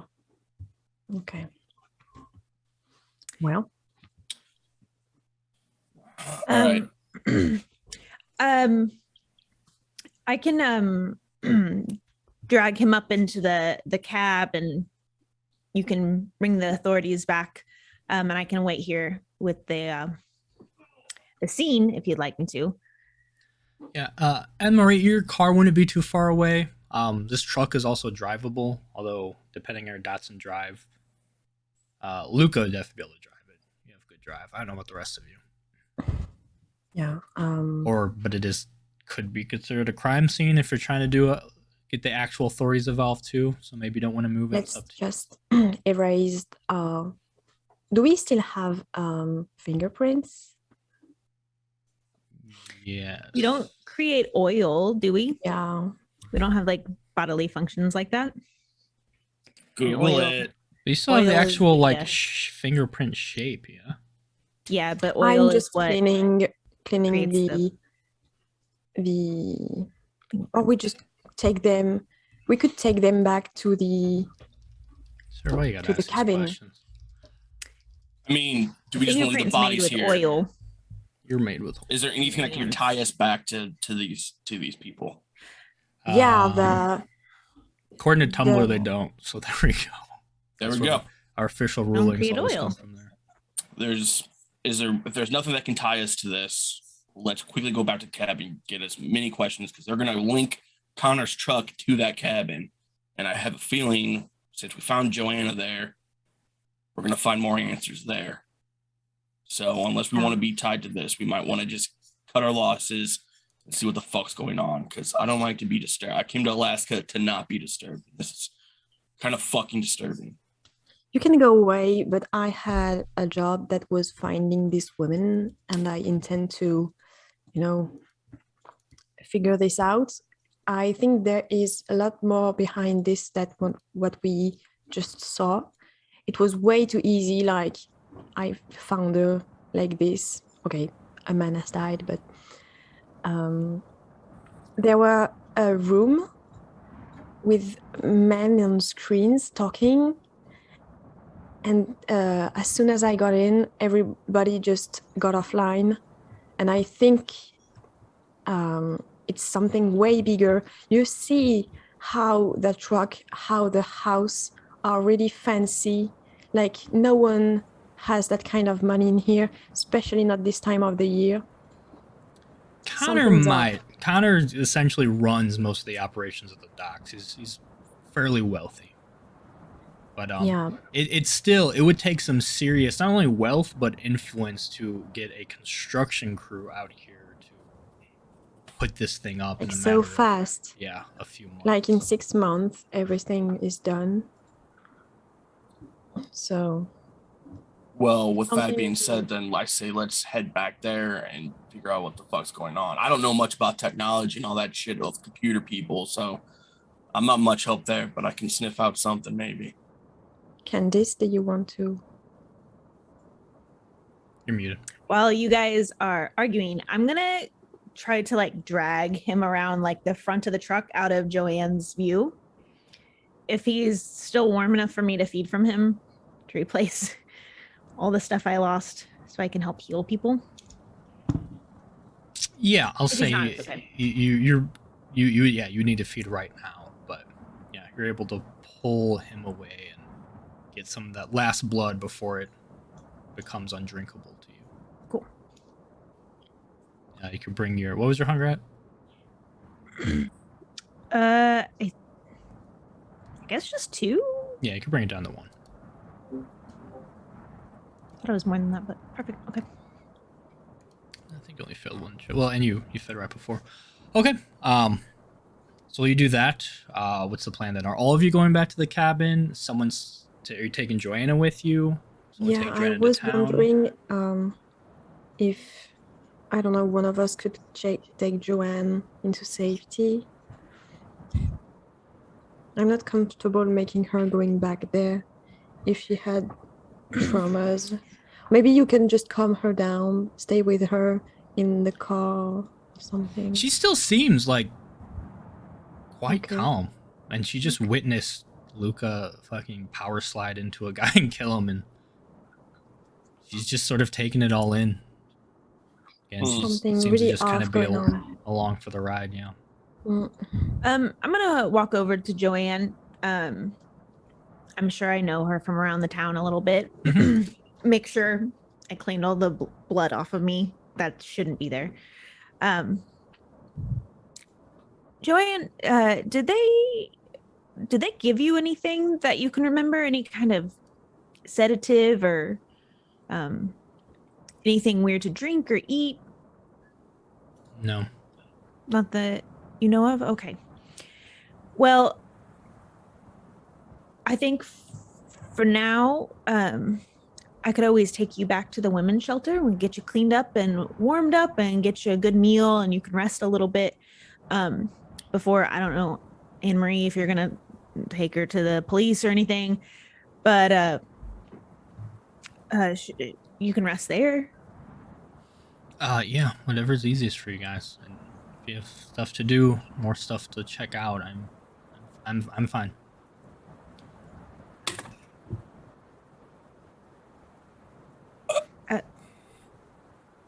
Did they got close to you?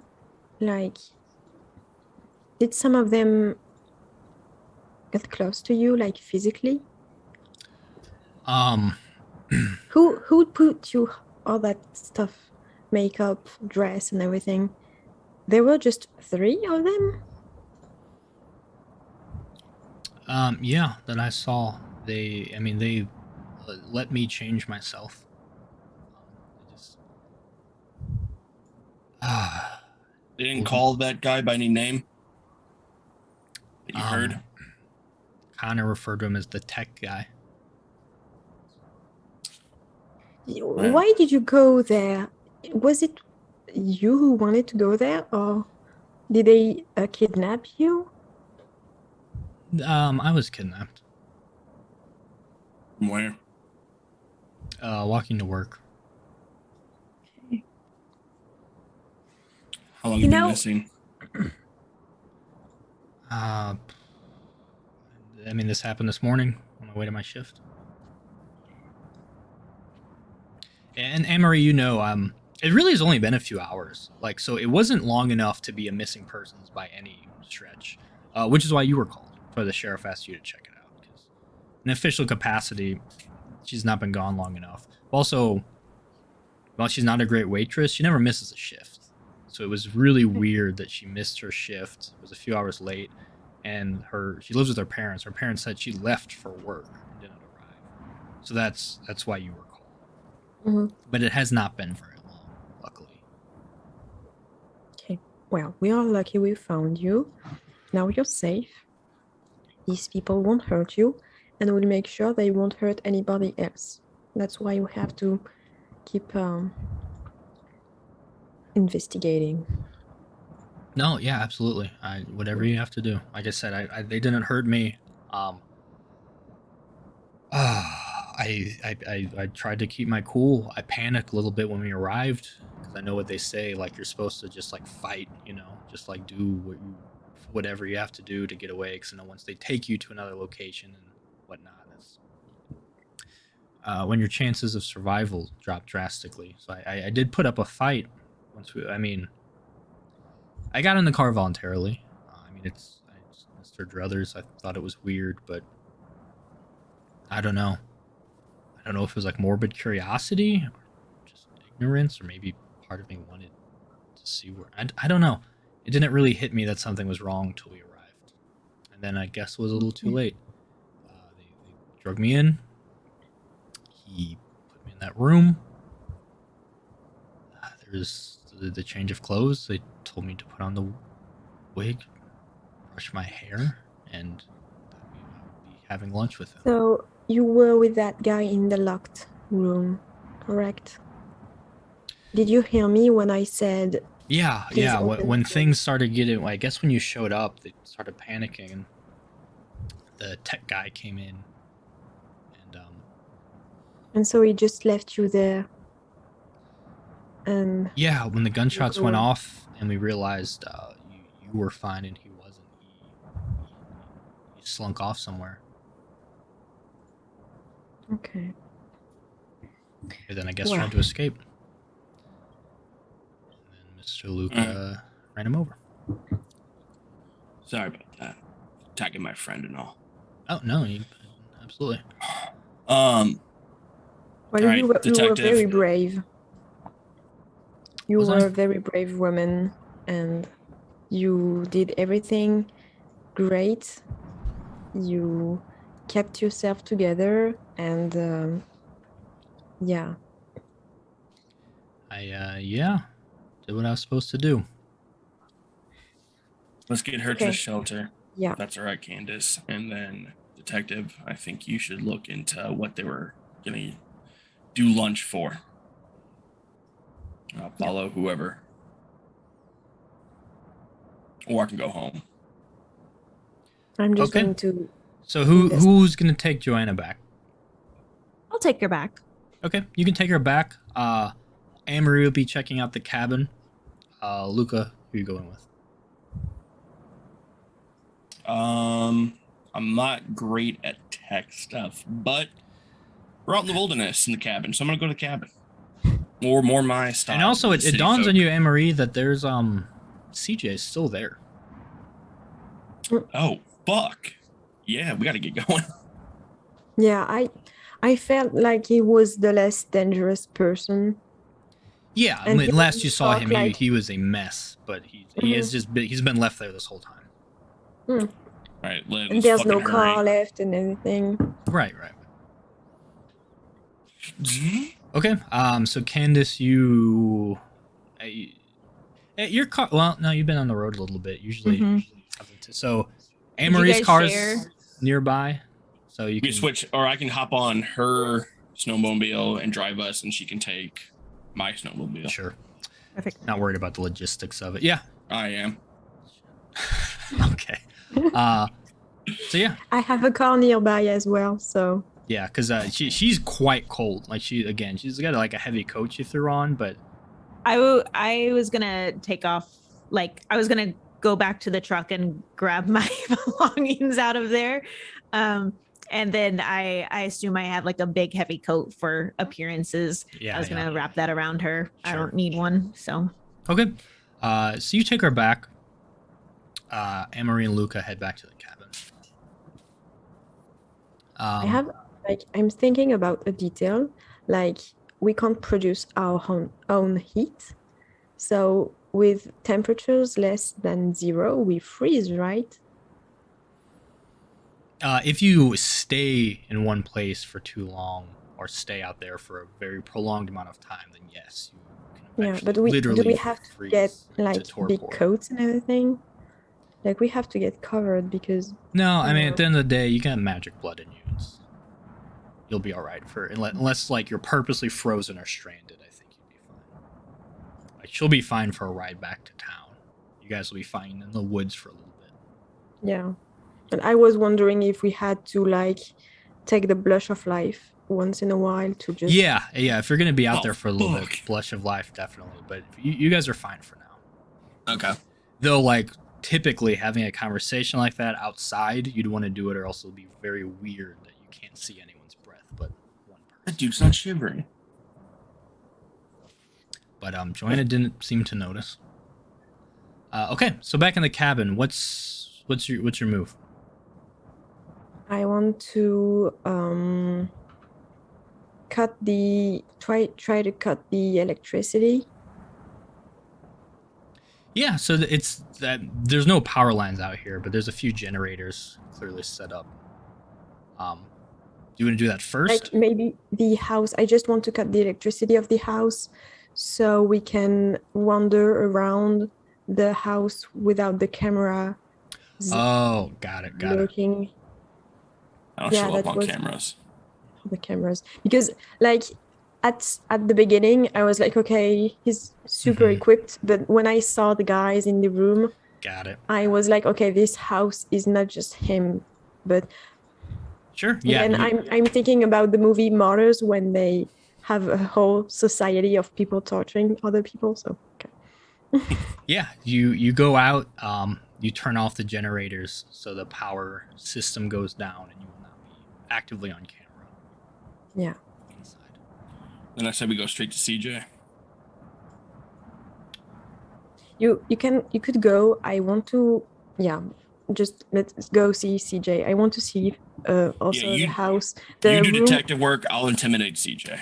Okay. Good cop, bad cop. The room with the TV screens was really like, I want to see more. Okay. Even if there maybe is not anything left to see, but yeah. So we'll start in there. You go in. You'll spend some time looking around, but yeah, it seems like it was a weird like formal meeting lunch. Not even like a meeting. This was like almost like a little like an equivalent of a creepy tea party, if you will, is the vibe you get. Okay. And you can get, looking around. Go ahead.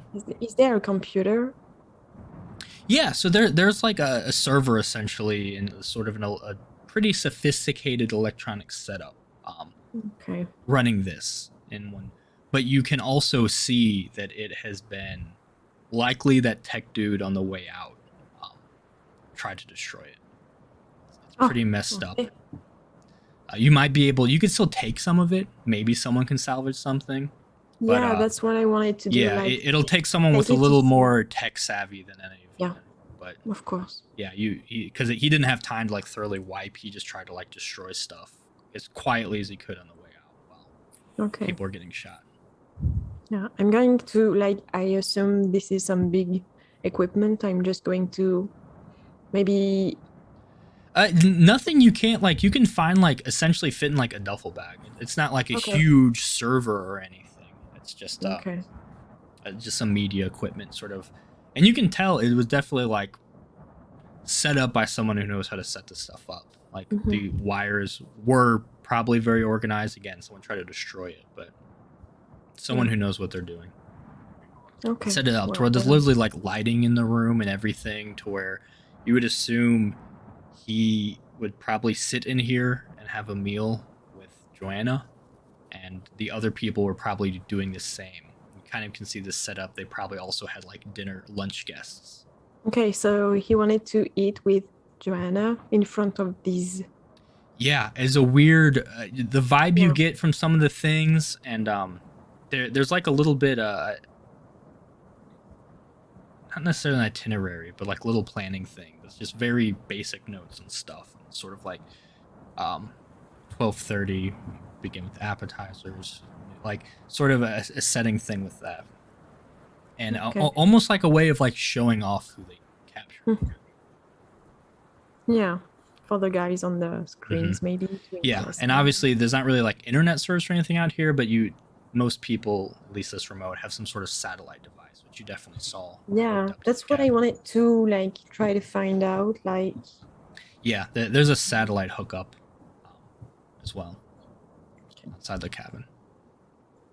Okay. Well, you take time checking all this out. Okay, you would go upstairs where you see CJ, who I always forget to actually describe people for the audience.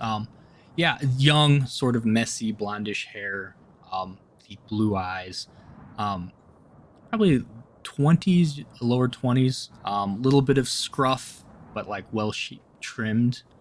Very, very handsome, but definitely also not your typical like rough Alaska bred druthers boy. He's a little bit of a almost like a boy band type look and build to him. You've heard of him around town. He's a ladies' man. He's very sociable. Generally considered pretty pleasant. Like he's could be sort of a douchebag. Like he looks like it, but he really isn't. But right now he just seems like a fucking mess. He is covered in blood from holding just his father, who just dwarfs him even without his head and his severed spine. He's just staring. It looks like he's probably past the point of tears and into some sort of state of shock right now. He just hasn't moved, and he's shaking, even though it's quite warm and comfortable inside the cabin. All right, I'm gonna make myself known. Just kind of like knock on like the door. I think they're just in the hallway. They're just in the hallway. Yeah, I'll just, like, knock you can on the see a wall. door with a shotgun blast and part of it just strewn about, as well as this carnage and him just kneeling there. Yeah, you just walk up in the hallway and he doesn't even. And I'll just He clearly can calmly- hear you, but I'll just calmly say, "What happened here, CJ? What did you do?"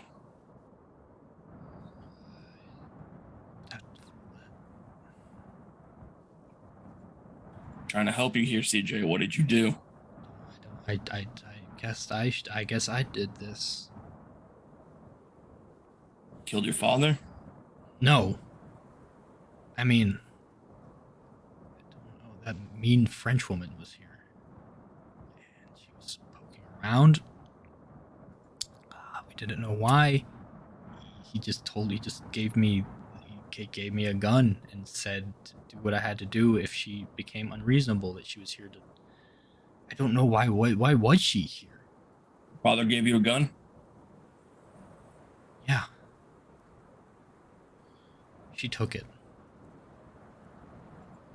Okay. Not before. I I was defending him. I believe you. I'm trying to figure out everything. I heard gunshots. I came running. I saw someone leave your house, and this is what I'm walking into right now. So run me through everything. Who left you and your dad like this? wearing glasses. Who was that? I haven't seen him around town. Oh, that's just some tech dude that my dad hires to help the setup out here. Why did your dad build it all the way out here? Do you know that? Why is it so? Do you know what your dad has in here? What? This house. Oh, I come back in the summer, or I left in the summer, come back, and I've never seen this cabin before. Oh, yeah. I mean, we got built pretty quick. I didn't even know about it till it was finished, and he wanted to show me. And then this fucking happened. Yeah.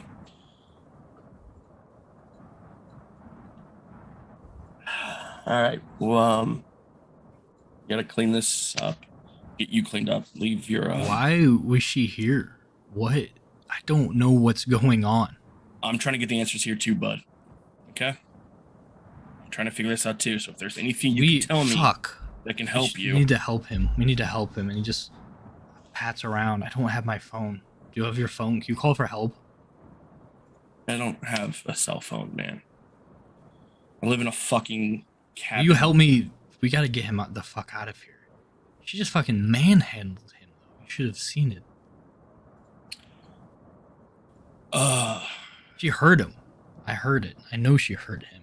So I just tried her to. I don't get any of this. Yeah, this is all kind of confusing. Why are you here?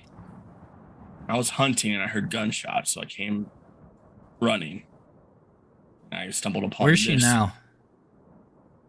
I don't know. Anne-Marie, you don't know? I don't know. I didn't see her leave the house. She's still here. Will you help me? You think she's here? Didn't see her leave. I mean, she's still I didn't see her leave. here somewhere. Is there a safe panic room in here? Maybe she found that and she's hiding. But I swept through here and you're the first person I saw. If there's any hidden room that your father might have, panic room, now's the time to tell I've me, literally son. been in this place for like an hour. I don't know.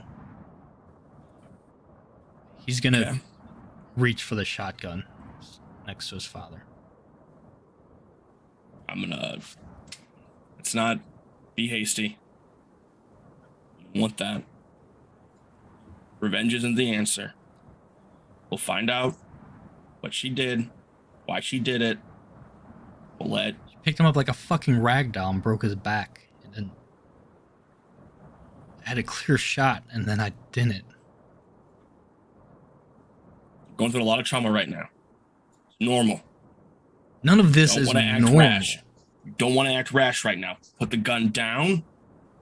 And we'll. You have the gun. We'll go so look if for you her. reached out, you could. Okay. Yeah. You said you reached for it. Yeah. We'll go look for her. Don't do anything rash. Okay. He stands up. You could just see like the dried tears on his face, the blood just covering his forearms and stomach and legs. He gets up. You can tell he has a little bit of a limp from where she came flying through on the door, and he was on the wrong side of it. He's following you, but you can see the nervous. He's constantly glancing at the shotgun. If you are not careful with it or become lax, you would not be surprised if he makes a grab for it. Gotcha. Yeah, I'll keep an eye on it. And I guess just like dumbly look around place I know she's not. Yeah, so the upstairs, very normal. Just nice bedrooms. It's like a little game room pool table thing on one end. Nothing, just a really nice cabin. Yeah. Okay. Yeah. Eventually make your way downstairs.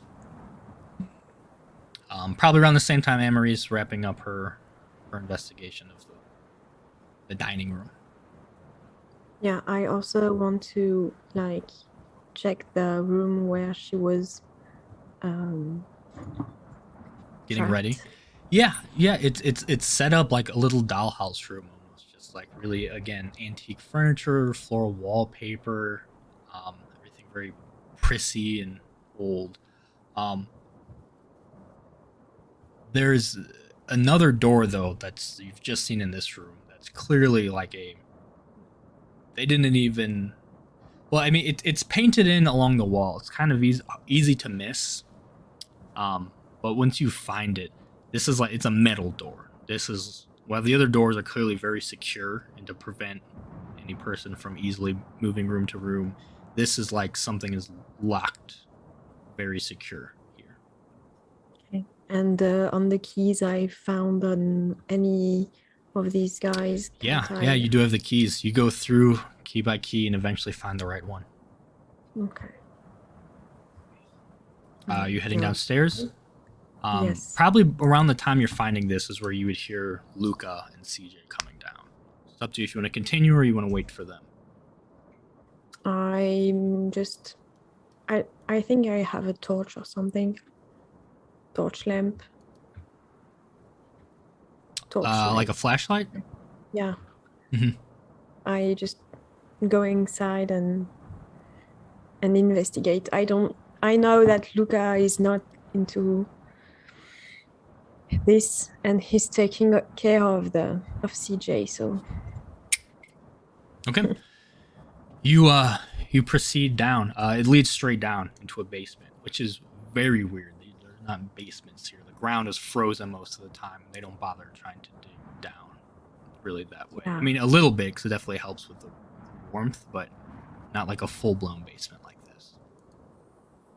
So your flashlight sort of covers the walls and goes through as it's completely dark down here. You can see. Oh, go ahead. It was really like it surprises me because I already knew that it was really built fast, and now that I know there is a basement, it's like really surprising. Mm-hmm.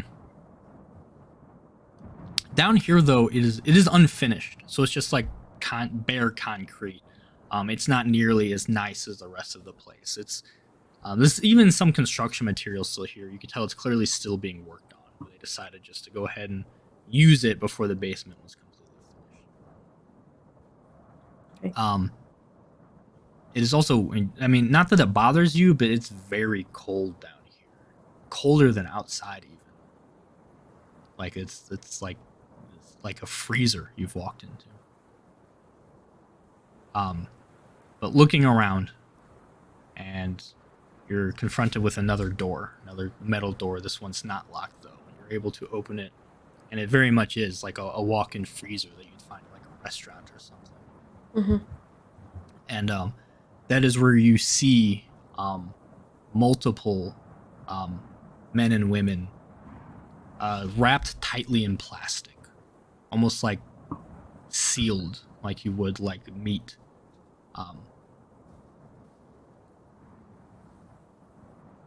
You can see some are very nicely arranged in boxes, but boxes with like a clear lid to where you can like see, almost like you'd put a doll in a box in the store. Okay. Do I recognize them because we almost know everybody in town? It's hard at first because again they're sort of done up in a weird way that people don't really do, especially around here.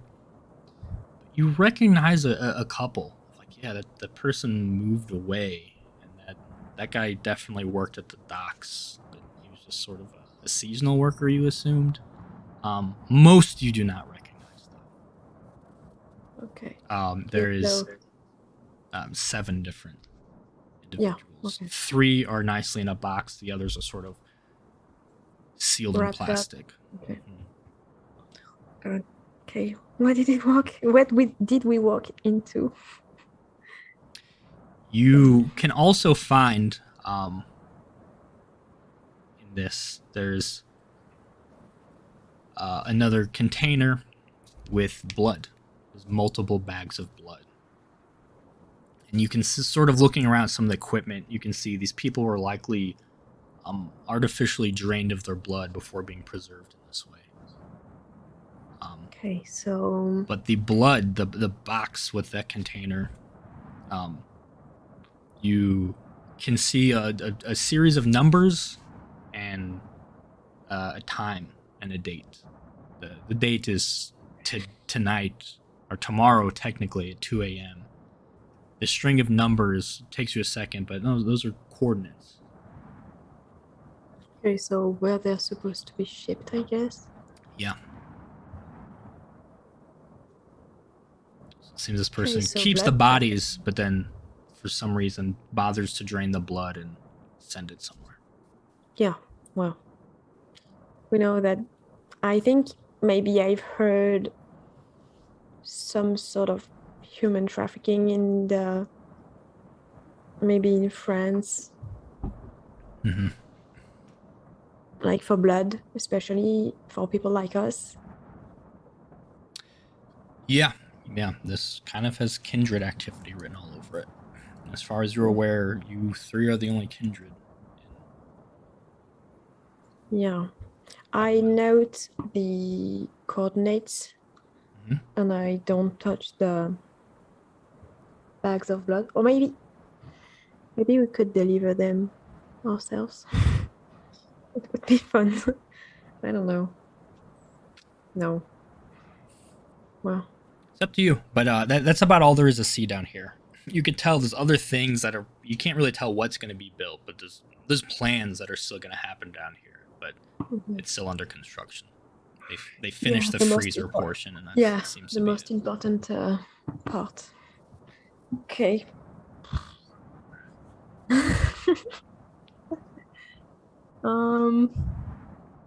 What to do? Okay, I'll just note the coordinates now. Maybe we could, I don't know. Sure. You memorize the coordinates or write them down. You're a detective. I guess you have a little notepad even for cases like this. Yeah, you write them down. You can head back up and meet up with Luca. What'd you find? Oh no, I'll be surprised you're here. You're here? Young yeah, man. And you see CJ just staring daggers at you, Anne-Marie. I didn't come for you. I am very sorry for what happened to your dad. You don't trust me. That's okay. That's normal. You might just want to go into this basement. I'm not there. Fuck no. He just looks at you, Luca, and looks at the gun. Do something. There are bodies down there. 7 of them. I came here. Luca, don't let her trick you like this. She's fucking with you.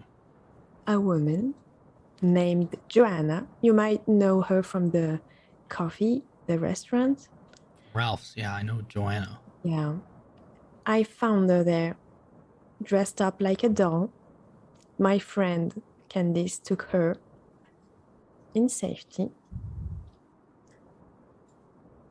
They dressed her up for her to have some sort of tea party with maybe that tech guy in front of a lot of people with cameras. I am telling you the truth. You believe me or not. Why else would I just come over here? Why else would you I don't know. lock me up? You came over here, you fucking attacked us, and then made me... You know who I am in there, okay? You know me. You might not know me personally, but you know what I do here in this city.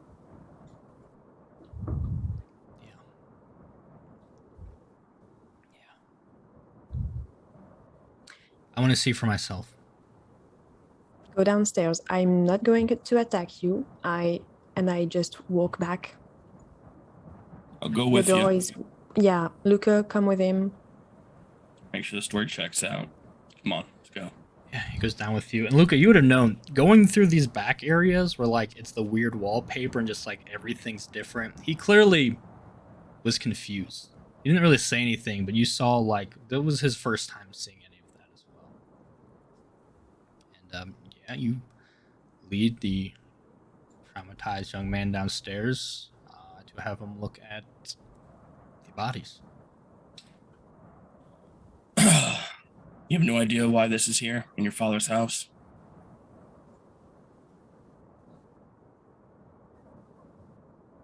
He was doing something tonight and he called you to this house. You have no idea why. Why did he call you to this house when this is going on? He wanted to show me the cabin. We haven't spent a lot of time together, and he said this would be a bonding experience.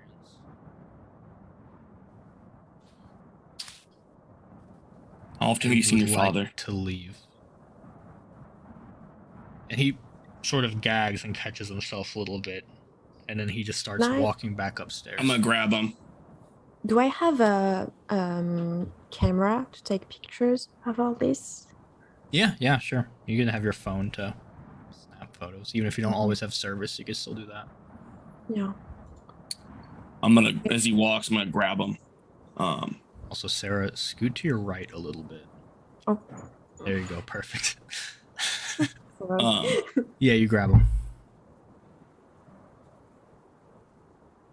When was the last time you saw your father before this? A couple days ago, dinner. It was dinner? Yeah. During the day? Yes.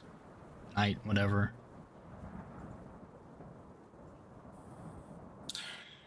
You know the time of year it is now. This is just a couple hours of sunlight. Okay.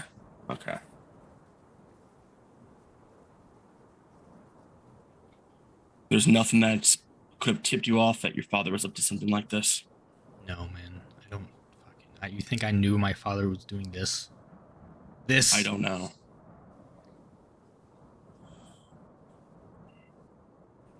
Go upstairs. Yeah, he just gets quiet. Is there anything else you guys want to do before heading back to town? Yeah, just taking picture of the bodies, the blood bags. Collect evidence, get the coordinates, take photos. Maybe there's still the makeup and everything. Mm-hmm. Wigs, maybe. I take a picture of them all. I'll look to CJ. And does your father have a planner schedule? I don't know. You have a place to go, right? Like your own house where you can stay. I mean, yeah, our house in town.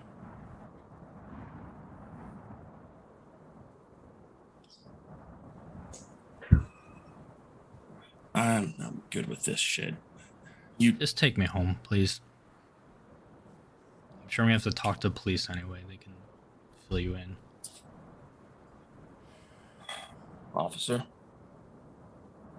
Sorry, detective. Don't worry. Well, obviously, if you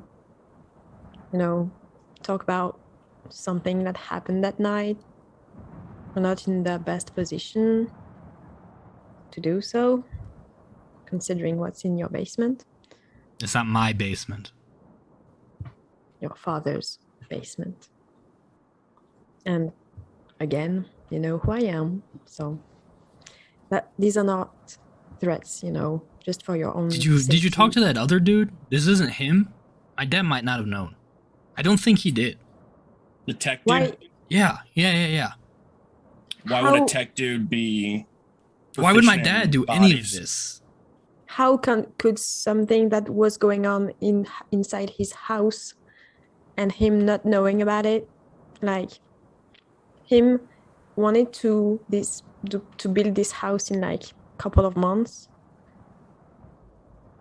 Like, it's not the tech dude who ordered all right, you're right. You're right. You're right. Yeah. I know you're trying to make rationalization. Can I go home to the cops? Yes. Just anywhere but here, please. Okay.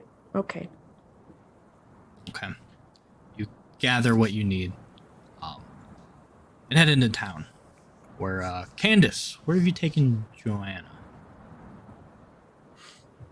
I'm gonna take her to the women's shelter. I'm gonna take her in through the back. Okay. I have keys to like some of the back doors where sometimes the people, like volunteers and people that work there, will come in and out, and there's a couple like separate rooms off the back. So I'll take her in there, grab some supplies that are kept around the building, like stuff to clean her up. Stuff to clean her up, and a couple extra like pairs of comfy clothes. Am I frozen on your end? Yeah. Good enough. My video keeps freezing for some reason. It's Alaska. It is Alaska. So I'm gonna grab her like a pair of like sweatpants, sweatshirt, some warm socks and tennis shoes. Just try to treat it as normally as I possibly she's can. like, I mean, it hasn't been that long. I can probably finish out my shift. I appreciate your desire to return to like a more normal activity and your commitment to your coworkers and things like that, but you were just kidnapped and I dressed kind of up just like went a with doll. him. And now I'm starting to wonder, is that like an actual kidnapping? What did he say to you before you got in the car? Do you remember? Snow was coming down pretty hard. He just offered me a ride. He offered you a ride and you thought you were going to work.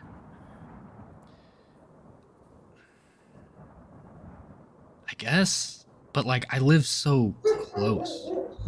Honestly, more trouble for me to get in a car, go a block, and get out. Like, part of me knew something wasn't right. I did it anyway.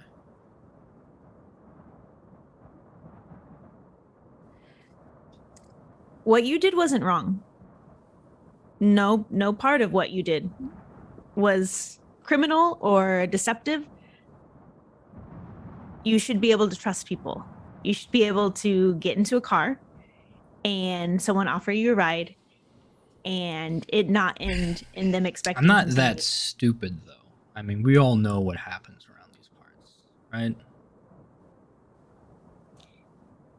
We know the fucked up people who live here.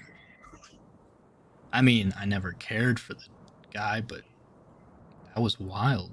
Like, that's more fucked up than I would have imagined. You know what actually pisses me off about all of this, though? Is why do people like that always seem so much happier than the rest of us just trying to fucking get by? Not doing anything wrong, not hurting anyone. And then there's people who live with themselves doing those things, and I truly think, on average, they're happier than people like me. That doesn't devastate you?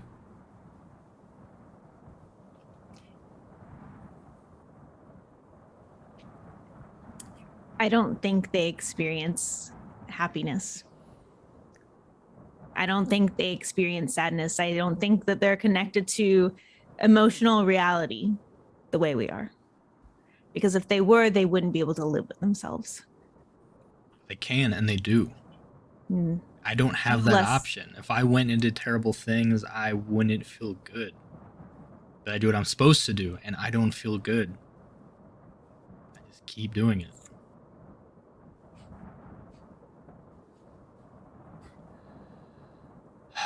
Yeah, I mean, I probably shouldn't have finished my shift. I'm fine though. Thank you, truly. You'll have to thank Anne Marie and Luca for me as well. I'll definitely cover them next time they're in Ralph's. It's on me. No, they wouldn't want that. One and two. As much as I know you're not going to want to prolong these conversations, there's a very good chance the police will end up wanting to talk to you about this. And I do think that you should possibly consider visiting the women's shelter for counseling or just for a little companionship. This is, unfortunately, the feelings you're expressing are very common here, and that's not okay, because they're not feelings that should be commonplace. So I know your gut reaction is, blaming yourself for saying that you were dumb for not expecting the worst of everyone. But that's something we work on here, and it's something I work on here a lot. So I would encourage you to come back here, and sometimes we even have meetings at the bookshop, which are a little less formal, but they're nice as well. So I'm frozen again. Yeah, I can take you up on that. I think I'm fine, but I thank you for caring. That's what I'm here for. Can I take you to your parents' house, or do you want me to call them for you? I'll walk. I could use the breather. How do I know approximately like the area she lives in? Yeah. She's not too far. Okay. Did you have any stuff that disappeared along your day? Did you have a purse or anything that you need me to make sure you get back, or personal items? Oh yeah. My purse. My uniform. It's not. We don't have an actual uniform. It's just what I always wear there to make it easy. Yeah. Of course. Okay. Well, those might be in processing for evidence. I'm not sure how long. I'm not sure how that works, but I will make sure that I can get back to you whatever I can immediately, and the rest will follow. Okay. Yeah, thank you. Of course. Okay. You go ahead and go on home, and I'll see you around. Okay. Yeah, she'll get up. Sort of like half gesture for a hug. She'll immediately go in if that seems desired. Yeah, she'll really like hug you tight for a moment. Like this is the first emotion you've really felt from her. And then she just sort of goes lax. You can feel her warm skin against your cold skin. Huh. Yeah, and then she just sort of casually steps away. Okay, I will see you around. Thank you again. All right. I'll see you later, Joanne. She leaves. I'll kind of from a distance kind of make sure she gets out okay, and like watch from the front doors of the place to make sure she's you watch her go down sort of. There's like two main roads in town, and so it's you watch her go most of the way down. No problem. She turns around the street where you know her house is, and that's that. Unless there's something immediate you want to do at this point, we can say time passes. Luca and Marie, CJ arrive back in town. Where are you dropping him off? I suppose his house? Sure. Going to the house or the precinct? Or the precinct, but It's up to you. like the police station know that I have my ways. Yeah, Sheriff Myers has never given you trouble for doing things that aren't exactly vigilante justice. Yeah. He's envious of you most of the time, to be honest. Myers is he's a pretty hard individual. He's originally Russian.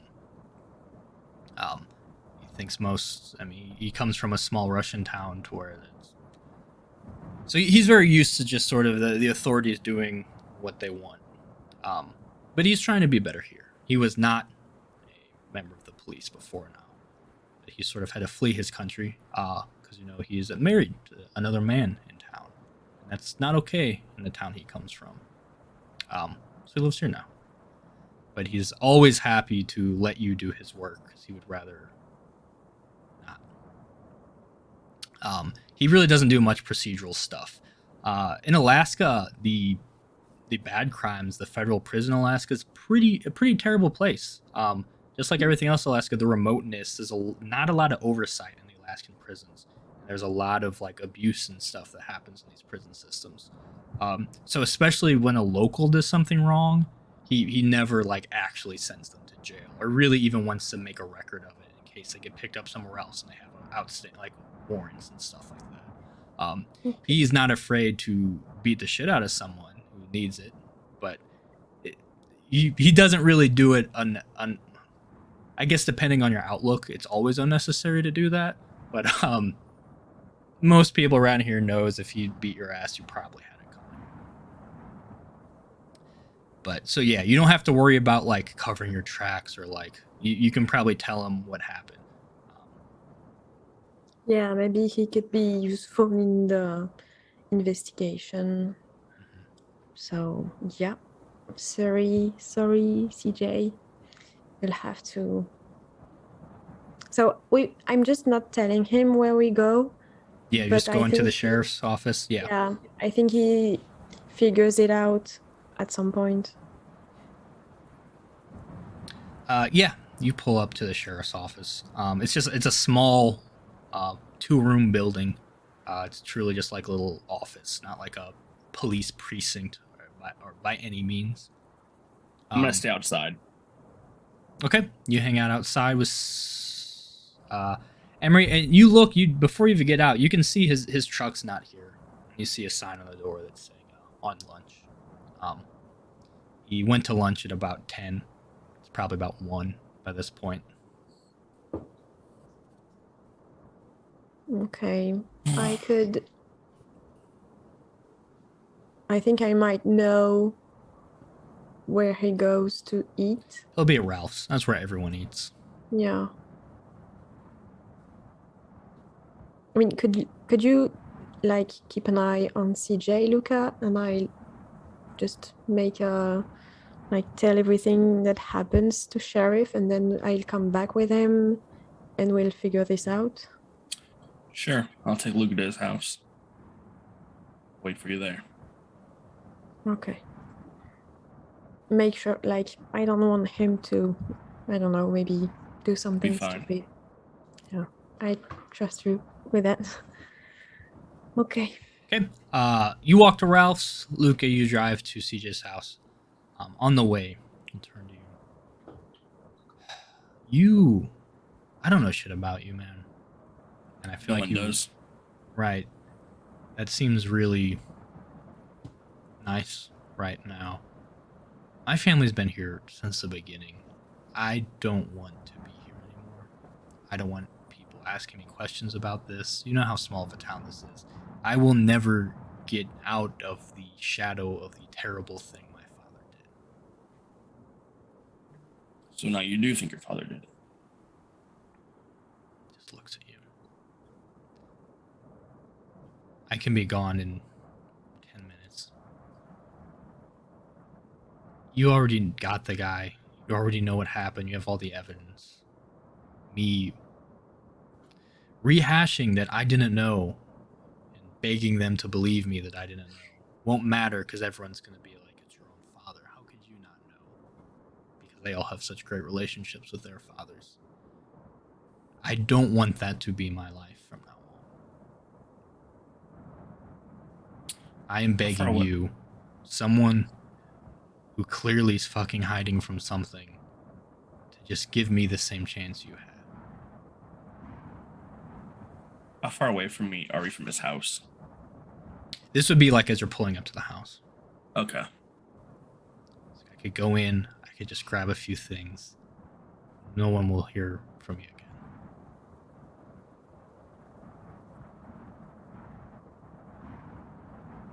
All right, I'll be back. Let's make it quick. Okay. Do you actually do so? I'm gonna let him go in, Mm-hmm. and then I'm going to feral whisper an owl. I'm gonna track this kid. Ooh, okay. It is a rouse check, and then a charisma animalism. Okay. So many windows. Okay. Rouse check. Did it go? Did it go through? Yes, success. You're not Okay. hungrier. All right, and then Down under animalism, click next to charisma discipline for feral whispers. no modifier. Mm-mm. You fucking kidding me? 0. That's 3 fails. You have 1 willpower left. Spending it will make you impaired, though, which all mental and social things will be to -2 after this, if you want to spend that last one. All what is -2? Social, Mental and social. mental, and social. Social, I'm not too worried about. Mental. I need my wits. All right. If I sense that I'm not calling to my... Put out the supernatural call for sort of owl in the area. All right, I'm gonna grab the shotgun and go inside. Okay, yeah, you kill him. No, you go in, and unless you want to do anything else, he just quickly throws some things in the bag. While he's doing that, I'm looking in Dad's office, Dad's room. You could go. His office door is locked. There's one locked door in this house, and it seems to be his office. You look in the bedrooms and stuff. His father and mother got divorced a while ago. She got the fuck out of this town. It's just been him and his dad. I'm gonna go to his room then, and before we head out, let's both get answers. Do you know where your dad keeps an extra key to his office? I don't know, man. I didn't care for the guy a lot. I left him alone. He left me alone. I gave up on trying to get to know him a while ago, and I guess I made the right call. I might have The right call would have been... Sorry. I might have given Luca the keys since I'm not using them anymore. That's fair. We could say that. Okay. Yeah, you can get in. It's an office. There's file cabinet, desk, computer, bookshelf. Okay. All that stuff. I'll do the obvious. I'll check all the books to see if there's a secret room. There's 3. Okay. Computer, you're La Sombra, so even getting next to it, you see the screen occasionally kind of glitch. Yeah. I'll flip through any... Sorry. Yeah, you can mess with some of the file cabinets. And, it's just a lot. I mean, the man's he's a very busy, he runs a lot of the stuff at the docks mostly. He sort of oversees everything. It's just a lot of fucking business paperwork. Nothing that at a glance might make sense to you, but you can kind of grab it and maybe go through it later and see if it's sure suspicious. I'll grab that, and then I'll go back to him and go, you said you and your dad weren't that close, and you barely know him. Why didn't you go with your mom when she left? This is where the druthers are. This is where my family has been for many generations. And I kind of felt bad for the guy. If I left, that means the line's done, at least here in Halug. I don't know. It didn't feel right. At least I wanted to at least make things better before I left. So where are you going? I don't talk to people in this town. I don't know. Myself. I'm gonna go to Scylla, see where he can drop me off. He's like the local pilot. There's a little airstrip there. He's the pilot. Scylla's gonna have questions too. Scylla's cool. He'll drop me off forever. He owes me. And I have plenty of money. That's all right. Thanks. rushing into this. It took me a while to do what I did, to get Well, away. If I feel To like find a coming good back, place. I don't think this town's going anywhere. I'm not saying come back. I'm saying if you're going to run away the right way, not rush it. You can hide on my cabin for a little bit and actually find out where you're going before I just you want to make get as any- far from this place as possible, man. All right. Get in the truck. Okay. You taking I'm to not the going airstrip? there. Oh, Going where are you to going? Ralph's Diner. Fair enough. Yeah, you show up to Ralph's. Emery, you go to Ralph's. You see most of the town is there, even though it's like late lunch, early dinner. There's not anything to fucking do here. A lot of people just go there and hang out there, just sort of pick at their meals or whatever.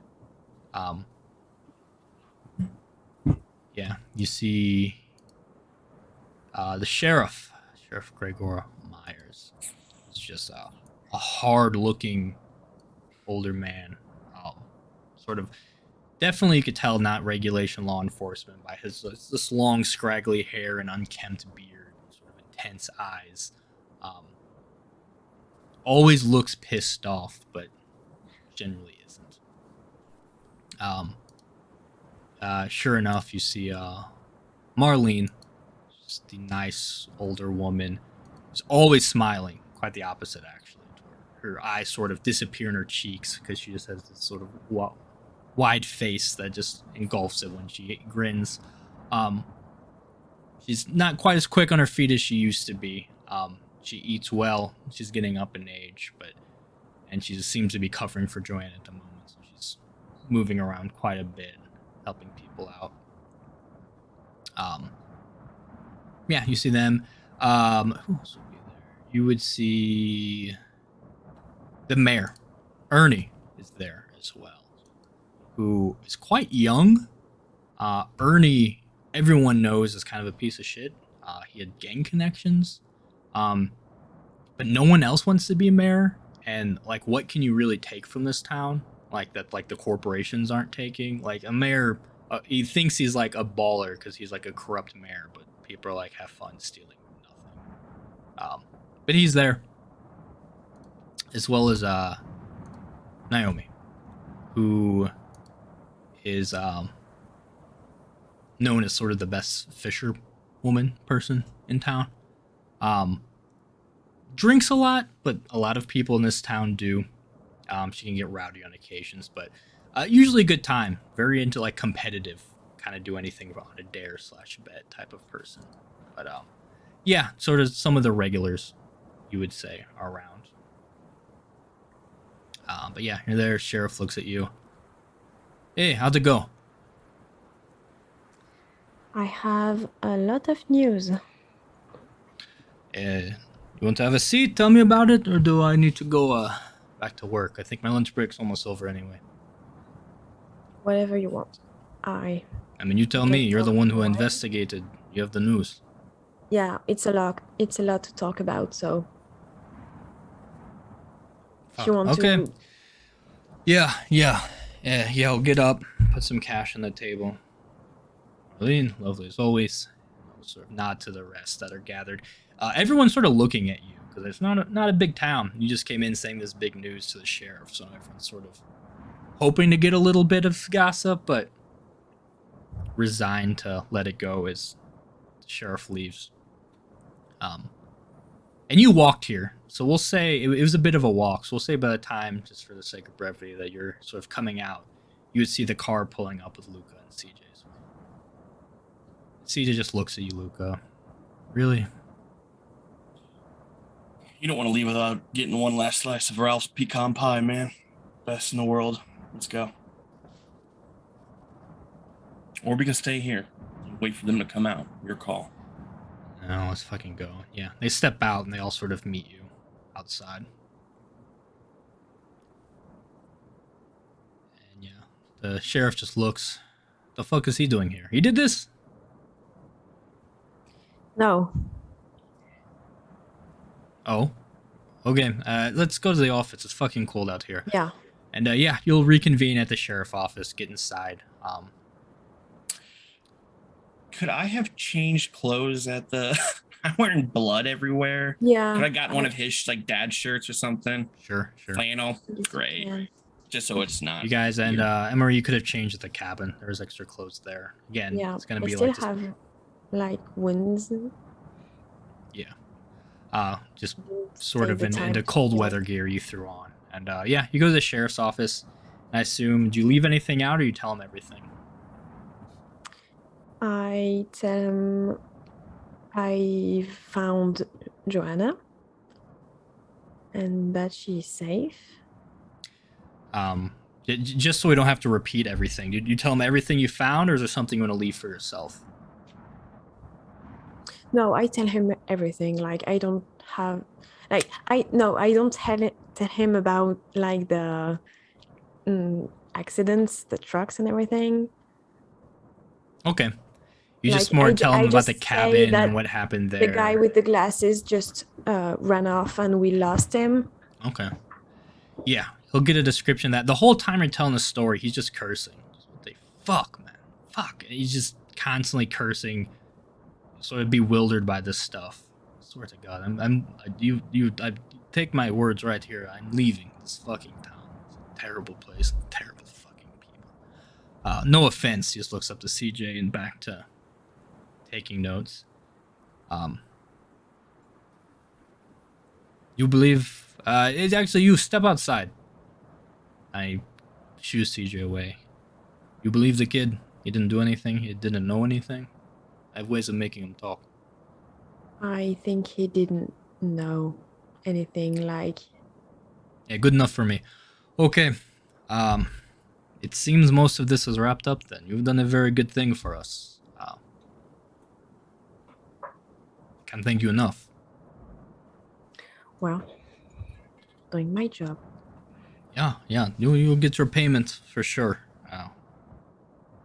God, I'm sorry you had to deal with this. I was hoping she just, went off. And who knows? I was not expecting something like this. But, You're okay? The two of you? Yeah, but I'm not sure that the case is all wrapped up, with the bad blood. Yeah, the coordinates. You want me to Coordinates. stake it out? Yeah, Can I do. probably, take a look somewhere. But How much time we got?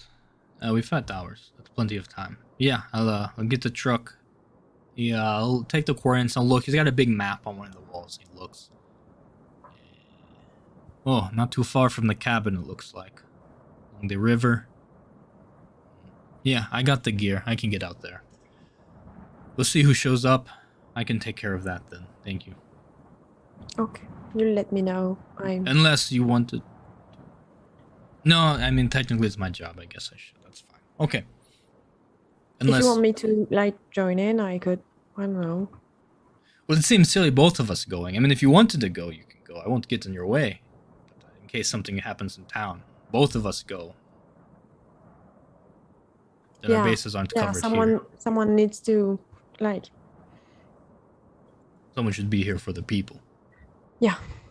I think you'll be with your guys, you'll be more efficient than just me alone. I mean, you're looking at my guys right here. Here's me, here's my guys, we get to taken care of. Yeah. I guess maybe with the guys on the TV screens, maybe they've just cleaned everything up. I don't know shit about that, but yeah, we'll send that equipment into the state, see if they can dig anything. Mm-hmm. Yeah. Luca, what do you think we should do? I don't think I'm able to give my opinion. You guys are the officers of the law. Trust whatever you think is best, but Man, I wish more people had your attitude, Luca. Alright, so what is it, Anne-Marie? Are you going or am I going? she's going. Yeah, I think I'm going. I want to see what's happening. Okay, there. only if you insist. I'll stay here and make sure everything's safe. You go check it out. Okay. She might need backup, and I'm not doing her anything tonight. Maybe you can give me some gear. I can give her a hand. Yes, I could do. Sure. What do you want? Want a hat? Want a sheriff hat? I got an extra one somewhere. If you have one, that'd be great. Sure. He takes a sheriff's cap and hands it to you. There you go.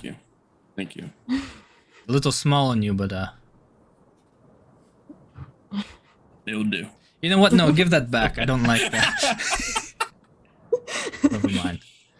Okay. Good work, you two. Let me know what you find and be careful, of course. Not that I have to tell you. All right. What are you gonna do with CJ? I mean, he didn't do anything, so he's free to go, right?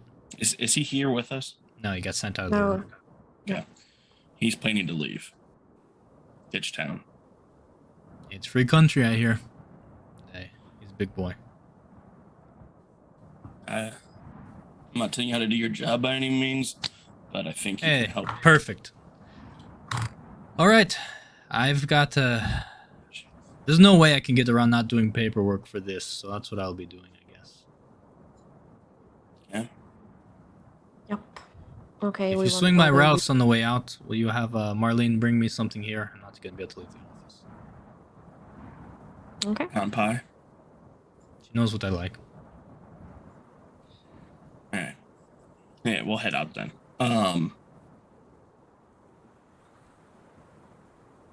I don't think we should let CJ leave. Yeah, that's the last loose end. What do you want to do with CJ? Well, I can try something probably one more time. But, I lost a friend trying to use it earlier and didn't work just now. So Try to you summon can another try. owl? You can try again. yeah. Go for it. It's a rouse check. Charisma. Animalism.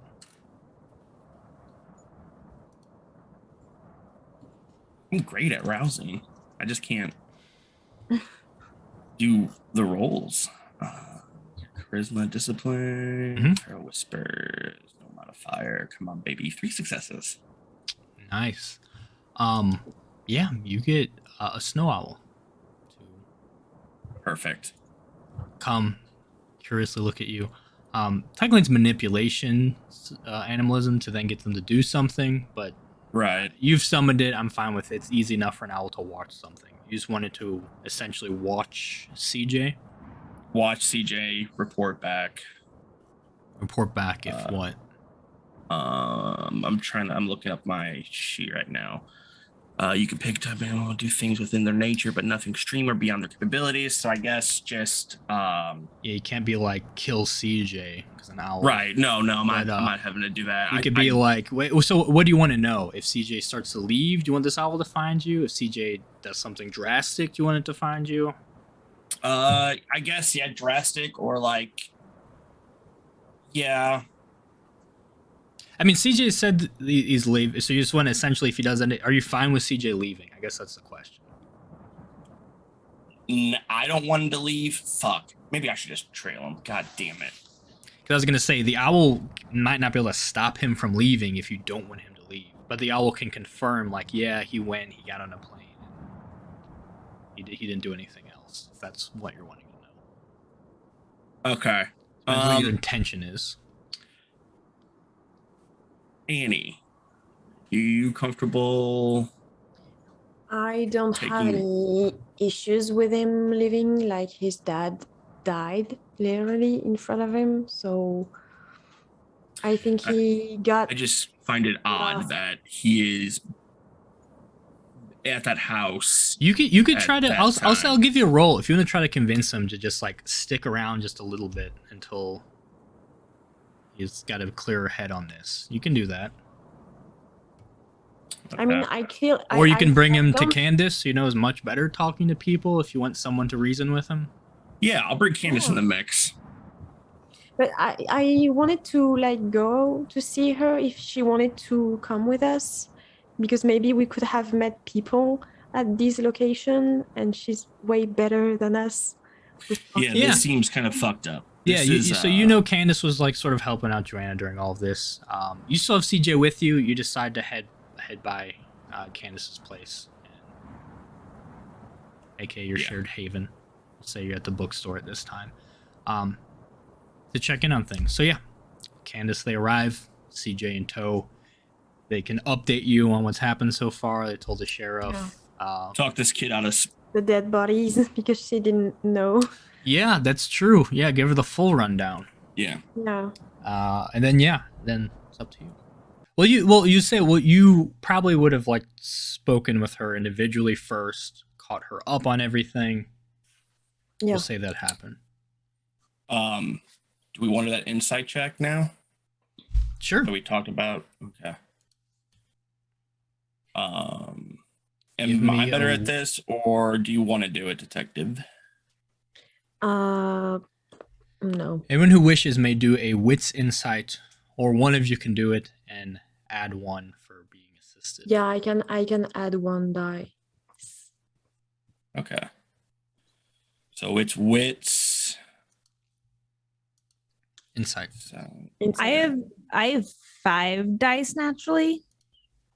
What does Ooh. everyone else have? You have the 3. most then. You can do it, add Yeah. one. Okay. we're just seeing if this kid's telling the truth about being. Yeah, at the we'll say murder you house bring and him not in. knowing. You sort of repeat some of your questions, this time with Candace, able to sort of watch him as he answers, knowing she's better with people and might be able to glean something. And add 1 or 2.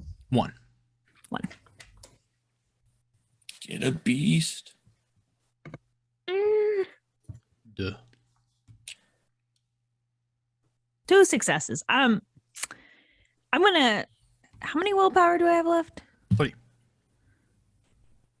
I have 3. Mhm. I'm gonna re-roll.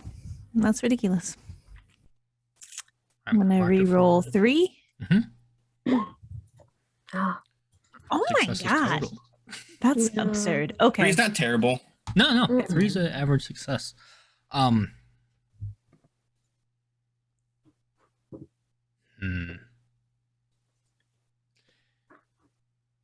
big brain time. You you believe him. You do not think he had anything to do with this, but he is putting on a bit of a show for how shocked he is that his father was capable of this.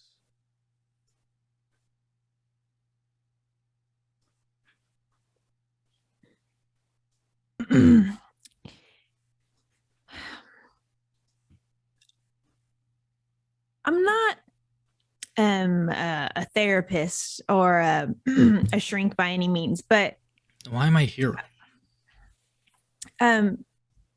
because I can help you. I can help you with getting resources once you leave. I have connections throughout the states, whatever. I can help you get out. I can also help you cover your tracks a little bit. So what I need to know is if I should trust you. And I need to know that I can trust you completely. So that's why you're here.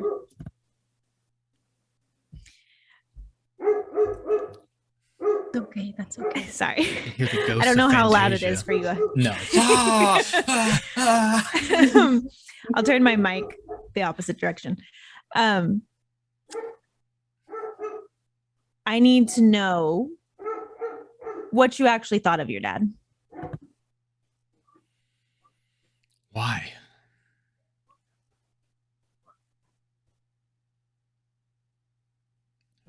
Because sorry, he's never this loud when we're filming.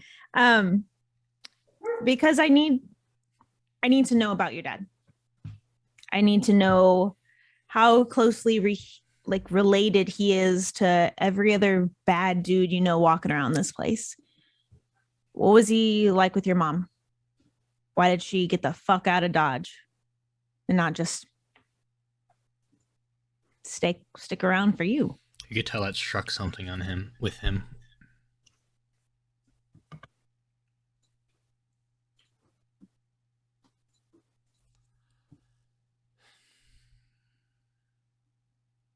Obviously, my father is not a great person.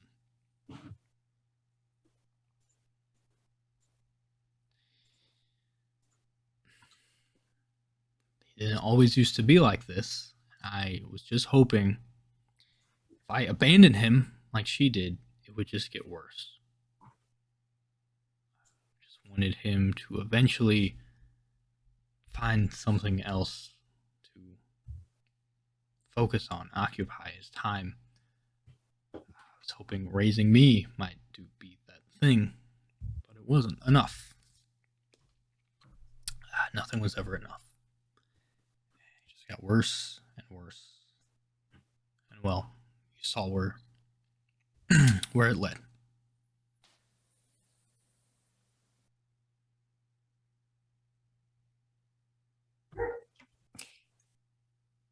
I know this doesn't really help right now, but it's not the kid's jobs to fix the parent. You can't fix them, but you can stop a terrible cycle with yourself. Your choices are all that matters, not his. They're not who you are, and the only thing you can do is help make them stop. At the end of the day, it doesn't feel like our choices have the power to really do shit. Not in a place like this. But his did. His choices have more power than yours.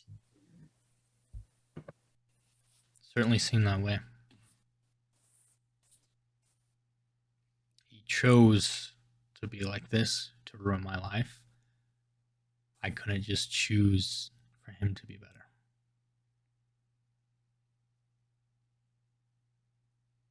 I just can't understand is how did you get there at that time, especially that time where that girl was kidnapped. We didn't like, how did you get there? How were you there? For how long? Oh, sorry. I mean, I told you I was just there maybe an hour or two before. But did he call you to come over? No, I mean, he drove me there. We went there together. Bond, right? Yeah, and then something went wrong, and then he left in a hurry. And then he came back, I guess, with Joanna. Like, you know, he was preparing lunch, or at least a tea party in the kitchen. Like, how can't you be aware of that? Where were you? Like, My dad is very particular about not being disturbed when he's doing something. It is a lesson I have learned the hard way. If he tells me not to bother him, I don't bother him. But he brought you here thinking that you guys would bond over this fucked up scenario. Why would he think you'd be okay with that? Because he's fucked up. Fair. and just can I remember how fresh the tracks on the snow were? Pretty fresh. Yeah. Putting some things together, though, particularly one of the bodies in the freezer, a detail I left out, also was quite fresh. Putting together a timeline, he might have taken someone else originally, and then something happened, and he ended up killing them, and then had to run out and grab another person.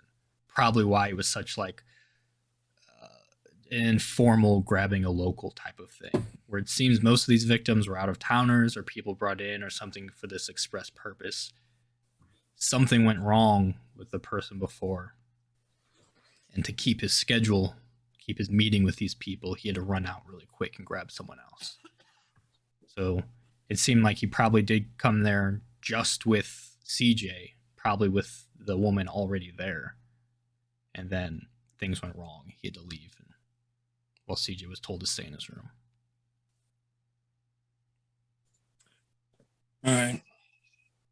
let the kid go. Unless you want to take Candace's advice and take a beat, do it right. It's up to you. Well, What would you do? What should I do? For me it's the best choice to just go away and change your life completely, getting away of your father's grip and old bad habits, getting to be a new good person, like Candice said. You're not your father, and you don't clearly you're not responsible for his choices. do you have any contact with your mom still? Yeah. Could maybe just That might be the safe bet. She might need you now more than ever. You guys might need each other. and then that's up to you to tell her the story or not, keep it for you. Maybe she would, It's gonna get out. I don't know if it would be that good for her to know all of it. Maybe she did know some part, and that's why she left, but It's gonna look at you, Candace. What do you think I should do?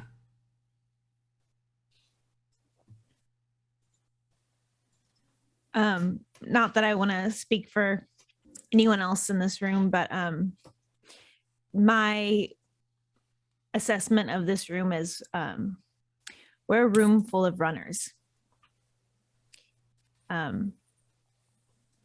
It's all been justified, but I think at some point we've all had to face what we've run from. And if you think leaving here, you're going to get to just leave it all behind, you're wrong. So go back to your mom. But you're going to have to face your past sooner or later. I think leaving is a great choice. I'm sad that you didn't get to leave long before this happened, before it was turned into your problem.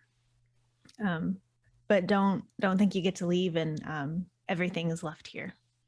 It follows you. So you have to do something to take care of it so that you don't repeat cycles and cycles, you know? anyway, if you need anybody to talk about these and you feel like your mom doesn't have to know, you can still come to us. Candice will listen.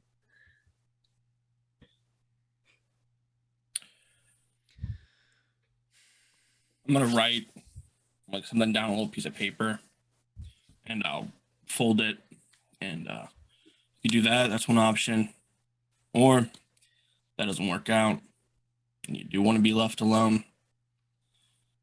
Not a lot of people have this number, and I'll give them like my cabin number. Take it. And I can tell you how to do it. Do it right. It's up to you. And I have a lot to think about. Maybe I should just do that right now. Think. Thank you. And he says this, but there's just still a hint of coldness as his eyes glance over to Anne Marie again. Then he'll turn and leave. Fair. Totally fair. I'm gonna go watch him where he's headed. And well, I'm gonna have my owl do that. Sure. The owl follows. And you're left in the bookstore.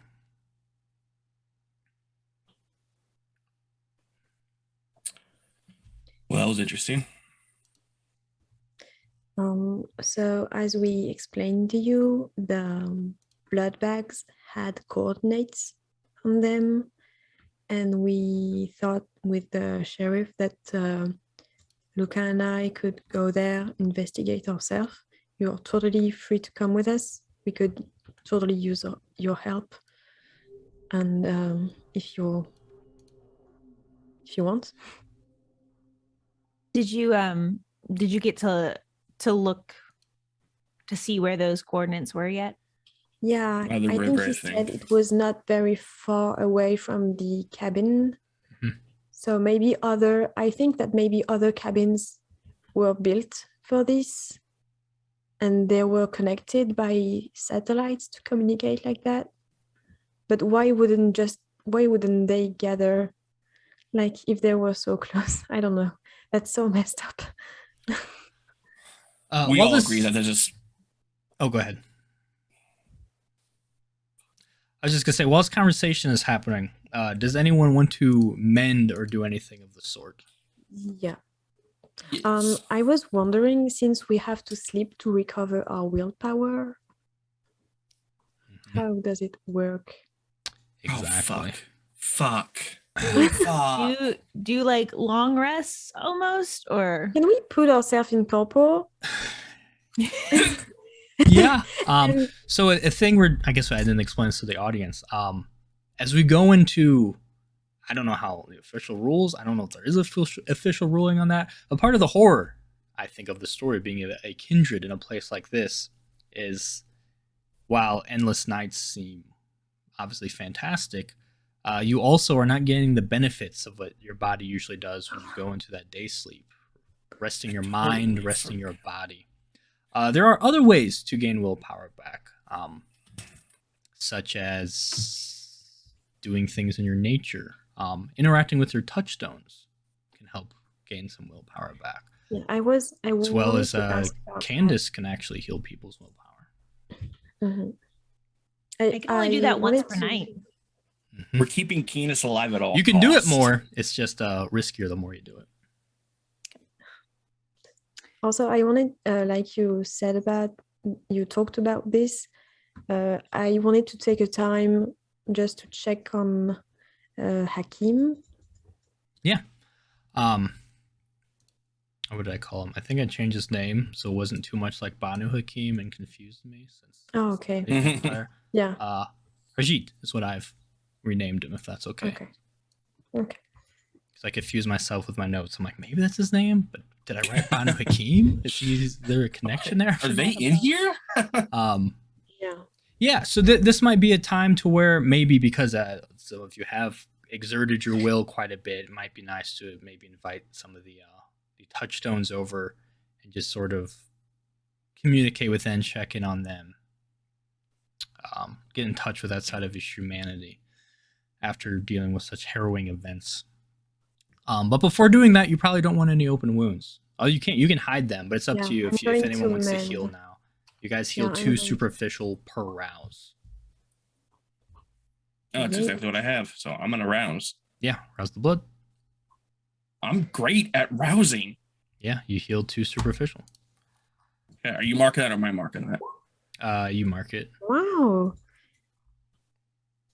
Oh, I forgot to mark. Okay. Anne Marie's, but Hey, 7 and 7. I don't remember how much you took. Everyone's success. Candace, you could do. 8, 7, you did 7. 2. Oh, you gained hunger by 1. Okay, so everyone's back at full health. As you concentrate your vitae, your wounds, the shotgun wound, the bullet wound, and Wolf. snowmobile wound. Snowmobile wound. the wolf wounds slowly mend themselves, stitching together. How many aggravated does everyone have?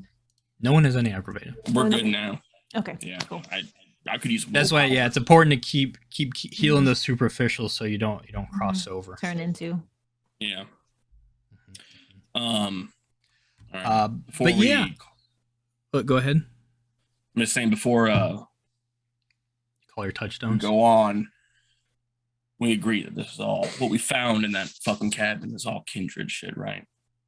Yeah, I was thinking when I was talking to Joanna, like she was so peaceful and she just go along with them. Like, I just got in their car, No, not, that's not normal. You just don't go in their car like that. They might have like do something to They her. mentally fucked with her. I saw stuff like that in France. That's why also I ran away, because these guys scare the shit out of me. But the dad picked her up, and when you killed the dad, he didn't turn to ash or anything. No. So he could. working theory is he's working for a kindred, and we're about to see what these fucking coordinates give us. That's my theory. What do you mean? It looks like he has like a blood bank. All these like- bodies, so he could be like ghoul animals. He could be a ghoul Cool. to another kindred. Like he can be human and have kindred powers? Okay. I'm old enough to know that, right? Yeah. Ghouls have a little bit of their donor's abilities. Yeah, I might not. I think I've never like went deep into that. No, probably Like not. that's why I. How long just you been a feel kindred, Annie? Yeah, like I've spent like when I ran into some kindred shit, I just ran away because this was not for me. Mhm. So you're pretty new to this life, huh? Well, mine, I'm dealing with it pretty fine, but yeah, I know that there are some guys or girls out there that are pretty dangerous with the mind control stuff, and I hate that. It's really not my cup of coffee. Well, I came and ran here to avoid all kindred. Well, and then I met you two. You guys are fine. But the fact that there's another one possibly working behind the shadows, doesn't sit well with me. So you can get your revenge, and I can clean up my fucking neighborhood. So let's find out where these coordinates are. If I can like clean the neighborhood is fine for me too. Like I don't want any of these guys wandering around in here. Not on my watch. Okay. Right. With that, moving right along, you guys can. I would say your touchstones probably again, very small town. Everyone kind of knows each other. Going through Emery's, Harjit is a young, teenager, we should say. Young man. Why is my thing not popping up? Yeah, he's around 13 years old. Yeah. This is weird. You can see him there. Yeah, of sort of Southeast Asian descent, maybe mixed with a little bit of the local Inupiat people. Where's my stuff on our people? Essentially, not a great family life by any means. Reminds Amory a little bit of people she used to know, people who get affected by sort of the drug trade and crime and things like that. And there is a bit of organized crime, like it's a more low-level street gang stuff, even though it's such a small, just because there's still drugs that get out here and substances like that people deal with. And Emery, you've taken it upon yourself to sort of help keep Harjit out of all of that. As sometimes easier said than done. Some of the other people his age, some of his friends are already involved in it, Mm-hmm. But he has lost his father. His mother's more or less absent. She has a substance abuse problem. And he sort of essentially had run into him at one point or another doing some investigating. But of course, he's not the real enemy. People like this, these are victims, and you've decided to sort of take it upon yourself to help them. And you've developed sort of a older protective sister to younger brother dynamic with him. As he's had to grow up very fast, he's quite mature for his age, but he's definitely his most immature around you, which is annoying, but it's also a relief because you're one of the few people he feels safe enough to actually remember he's a kid. Pretty much, he can be like that, and you entertain him with your reactions to his stuff. Yeah, I think I'm here like for a lot of time, like even before he was born, like I saw him grow up. Okay. Yeah, so you've sort of seen these cycles that Candace talks about play out with his family and other people in town. And well, it's easy just to stay out of it. You realize if you want to stay connected to that good part of yourself, you need that anchor, that touchstone, if you will. Mhm. Luca fell into yours almost accidentally. Touchstone was Eloise. Also a local woman, but well traveled, not necessarily local to this town, but a native to Alaska, we should say, one of the first peoples. But renowned in her own, as she's well traveled and as she's a photographer. Specifically, does a lot of photography in Alaska and the Arctic of Canada, North America. Not only photographing her people, but sort of the effects of global warming and these companies and things like that. She's sort of an activist photographer, we should say. Fairly successful as well. But it's pretty much ran into you by accident. As she goes deep into nature. She gets some beautiful, like she likes showing not just, oh, look what's happened. She also wants to show, look what we should be preserving. She goes out and she really wants to get like the natural beauty, the wonder of just this vast wilderness that's still, for now, resides in this part of the world. And but even the most well-versed outdoorsmen occasionally run into problems, which she did. As you know, there's some pretty bold wolves in the area, as you found out yourself, and she got on the wrong end of some herself once, and you helped her. Your cabin was the only thing nearby, so you nursed her back to health there. And her being a photographer sort of tried snapping some candids of you, when you were just out and around the cabin. But you were La Sombra, so her photographs were quite interesting. Weird, shadowy, unclear images. And while usually you need to protect yourself and your privacy, that's when you sort of realize, like, you are alone. This is probably the first person you interacted with a long time here before even meeting the other two. And you decided just to let her know your secret. And you trusted her with it, and there's something that felt good about trusting, especially a human, with what you are. And she wasn't horrified by the picture she took. She was fascinated by it. And her appreciation of nature dwarfs even yours. But like I said, she travels often, but she's currently still around here, sort of on an extended photography project she's doing. And then we have Denise, which I think you named Mildred at first, but I couldn't do that to her, so I named after this very kind lady I work with. Who is Candace's touchstone? Almost the opposite. I think, didn't we say Denise was someone who sort of helped you when you were found? Yeah. Because Candace still doesn't probably understand what happened with her embrace. She, while everyone else was purposely turned, Candace was more or less attacked by a creature in the wilderness. That creature being a vampire, that creature being a salubri. That salubris are in hiding. So there's very few of them. The salubri might have been in hiding too long, might have eventually lost itself to the beast, and just became this feral wight, this creature roaming the wilderness that unfortunately came across Candace. But the salubri are they're empaths, and there was just enough of something in this creature where its last thing was to at least give Candace another chance at life, or curse it with this existence. Either way, Candace had no fucking idea what was going on.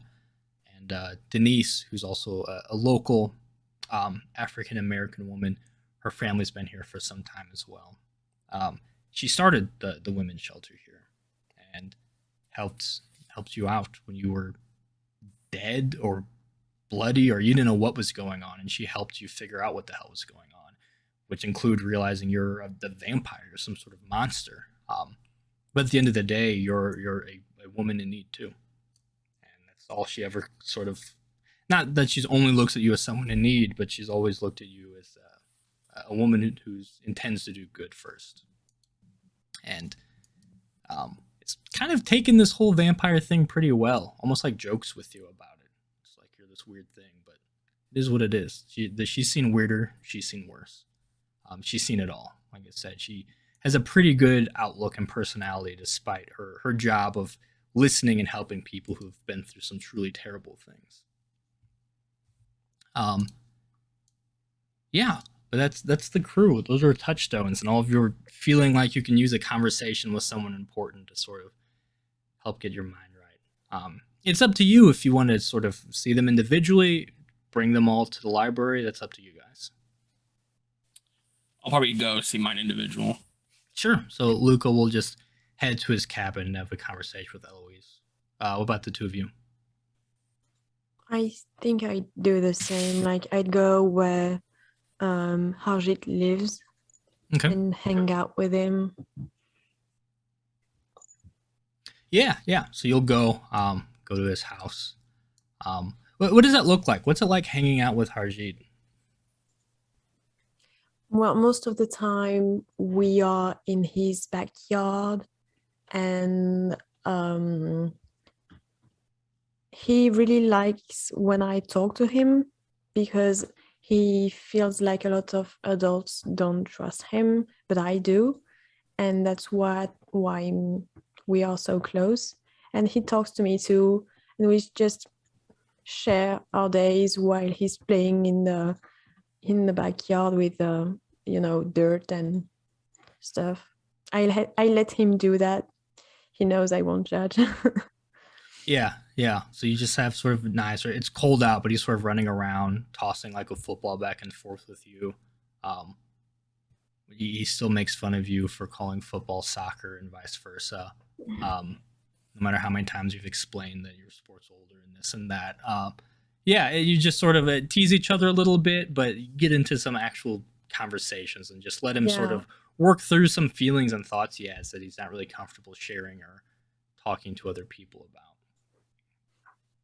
He always prods you for like cool crime stories or times when you've been a badass. I assume you don't actually tell him graphic details of anything, but no, because that stuff would probably bother him. He's a little more sensitive than he likes to lead on, even though he acts like I just like tell him we were on the ice, and the stuff we took to go to the trucks. I don't remember the name of the machines snowmobiles. Yeah, the snowmobiles. I tell him about that, and that Luca drifted. He knows too much. Yeah. You share stories about that, kind of poking fun at that. Have a pleasant evening with him. I'll say you can go ahead and restore your willpower. Oh, nice. Luca, what does your evening with Eloise look like? I see it as like if you watch Parks and Rec, it's very Ron and Leslie, where she's very energetic and like she'll show him like, look at this shot of this mountain, whatever, and I would like just go to my window, like, but I could look at it outside my window. Why are you taking pictures of nature? Just be outside in nature. And but it's fun back and forth. She calls me on my stubbornness, and I get to learn to be more patient with her. And she walks me through her day. And I like to think that Luca is very interested in her life because he's kind of living through her, because he's secluded and he's run away from his life, and he's kind of found one with Would you her. tell her about CJ and the sort of thing you've been dealing with him? Yeah. Okay. Yeah, I think I would. Yeah, she'll sort of really admire your. You see it as, yeah, I'm just helping a kid out, blah blah blah. I don't want to make mistakes, but she sort of points out there's a vulnerability you showed there, reaching out, giving us number, whatnot. It's and also interesting, introspective that's almost admitting in a way that what you did might not have been the best thing either, by seeing someone else repeating those patterns and feeling a need to interject to steer them in a better direction. And she sort of talks to you about that a little bit, and sort of digging into a little bit. You obviously don't like talking about your past. Not that you just open up and spill. But, Right. It sort of puts things in an interesting perspective, but in a very comforting way, in a way that you're like, I think, oh shit, yeah, I guess that's right, but that's okay, I guess. And really proud of what you did with CJ, and she offers to check on him as well. Yeah, I think I she sees that it did hit me, like I put it together, but she knows that I don't like talking about being vulnerable or stuff. So like Yeah, I just like she turn the TV on or something. yeah, she knows not to push too much. She knows Yeah. this baby steps with you, but she knows she's Yeah. got your whole life to get there. So yeah. I'll just like at the end of the conversation, just like give her like a quiet nod, turn the TV on, and we both just like enjoy silence together. Mm-hmm. Absolutely. You may recover your willpower as well. Sweet. Candace. It's an evening with Denise like. I think I probably head over to the women's shelter. Mm-hmm. Is it what time would you surmise it is? Whatever time you want it to be. I'm thinking probably after like the general dinner has been served, so Sure. like all the women staying there, or like anyone that comes in for a meal. I think Candace likes to cook for Denise as like an act of service to her that she doesn't get a whole lot. And not that Candace can enjoy human food much anymore, but she likes the process of it. It's very like soothing to her. So I think she like kind of cooks up just a specific meal for Denise, and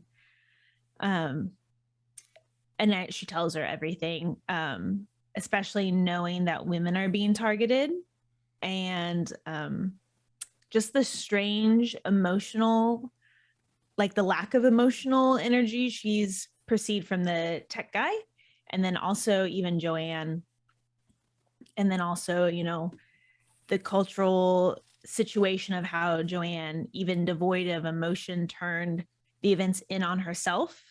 So there's a lot that just affects the women's shelter from a distance there, but just tells her about everything, all the details, including like the locations of things. Like Denise probably knows more about Candace being kindred than Candace knows. So she's very straightforward with her about everything and how it affects people. The only thing she's not maybe as straightforward about is her dealings with predatory men around town. She may like kind of glance away from being as detailed about that. She kind of hides her vigilante Feeding practices. traits. Mm-hmm. Yeah. Okay. Yeah. Overall, you're cooking. You've probably come a long way. Denise is quite a particular eater, I think. Mm-hmm. And she's not afraid to let you know, like, you need to add a little bit more of this, or like that's too much of this. There's a pride in getting through a meal without a single correction, though. Not that she's like mean about it. It's always just like she just sort of does it with you, and you've gotten very good because of it. Or at least mixing your cooking background with hers. But as all this is going, she's listening quite intently. But with Denise, she always has a sort of a hopeful demeanor about everything. Not that she's like not serious about a serious situation, but she's sort of very good about not letting things just plummet into this dark place with just like a little joke here or there, or just the right thing to say. There's always levity. Yeah, and even focusing a little bit on maybe she talk about getting your ass kicked. About like, I like it. She's like just sort of confounded, befuddled a little bit. That she's like, I would have been able to kick their ass, and I'm a woman. You're this young vampire, and you're out there getting your ass planted in the snow by random dorks. And sort of giving you shit about that, while also really confirming some of your techniques with Joanna and whatnot. Also sharing that concern, but sort of on a serious note as well. She'll look out for Joanna specifically as well. It's a good idea to keep a close eye on her during these times. And she's more than willing to sort of, if you can handle stuff around or vice versa, she would offer to pick up a little more stuff around the shelter if you want to take some time to sort of one-on-one with Joanna. Yeah, if honestly, I'm concerned that she even went home tonight. I kind of would hope maybe either you or I could check in on her tomorrow. Just make sure she got home and offer her some resources for, like, obviously I offered her a chance to come in and just chat or be amongst women who've experienced. You did everything you can do, and yeah, violence. all we could do now is watch and wait and be there for her when she's ready. Yeah, go ahead, heal your willpower as well. After sort of having some of your fears ease, knowing you're not in this alone either. Eventually, it gets late. The humans will be going to bed.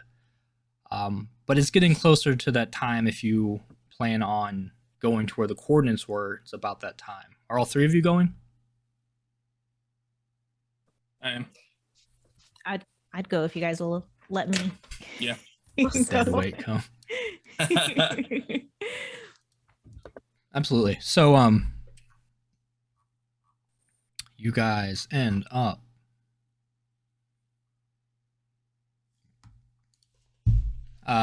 taking.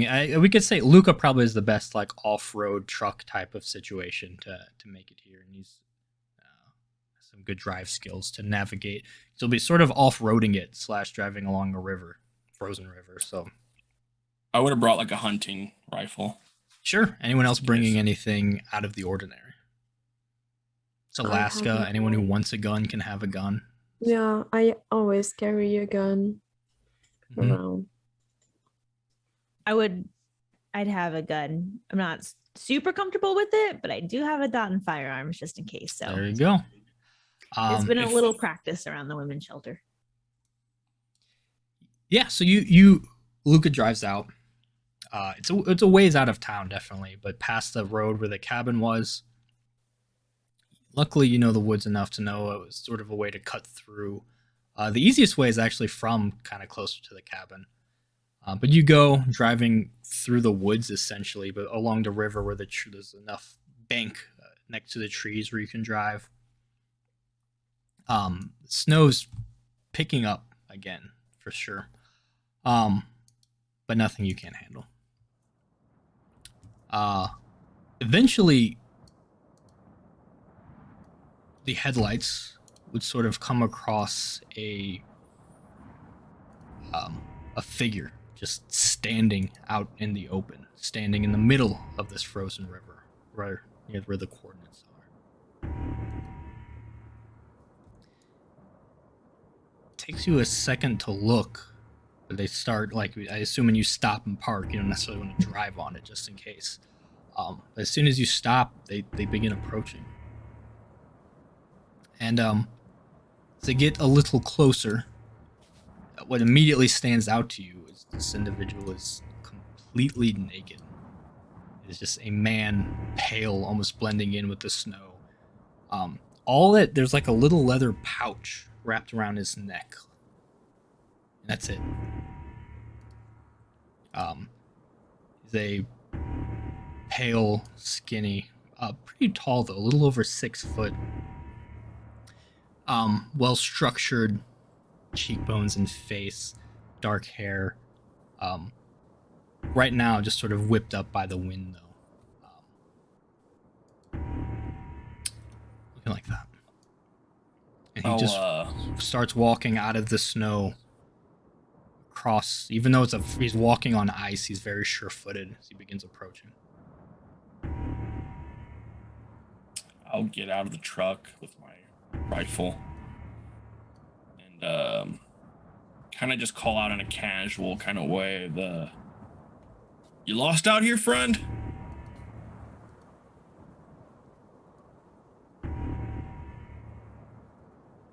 He stops.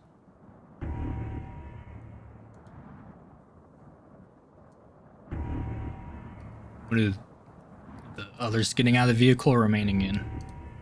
No, I go out as well. Yeah. No, go ahead. I try my best to not look at him in the eyes, since now I know that there can be these kind of people there. But then also he's naked, so I try not to look there as well.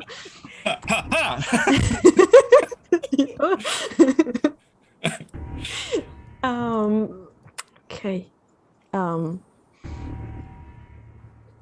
Hey, you need help? What's going on?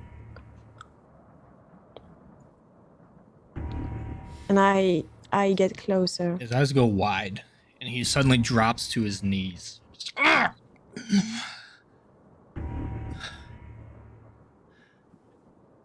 He looks up again, then slowly gets to his feet.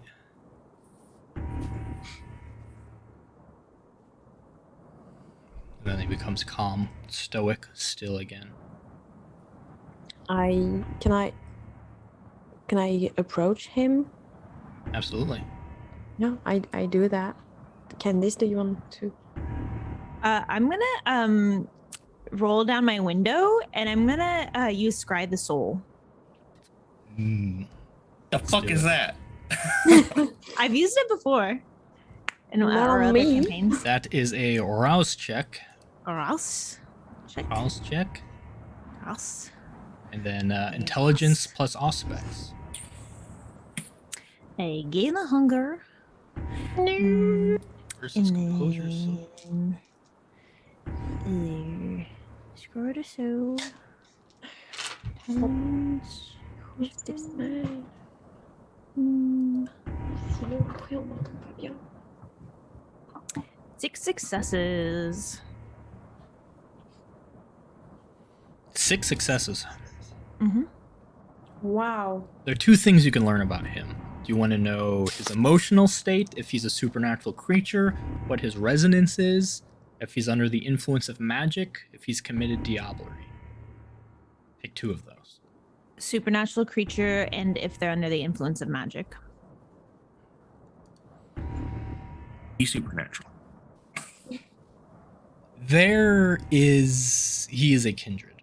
You recognize that aura. But it's not, it's different. Even for a kindred aura, there's an emptiness there. Mm-hmm. It's like an undead aura, but something even more devoid. There is a lingering magical effect on him. You can tell this pouch he carries. There's something ceremonial about it. Whatever its contents are, there's a weird reading from it as well. Definitely some sort of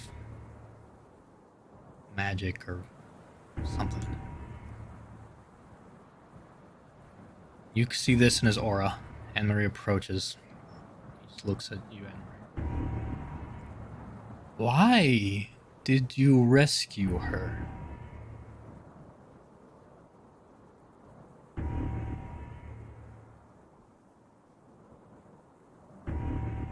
Because she was kidnapped She was miserable, you know? and dressing her like a dog. I get it. You're all miserable too. Yes, Candace. He's like us.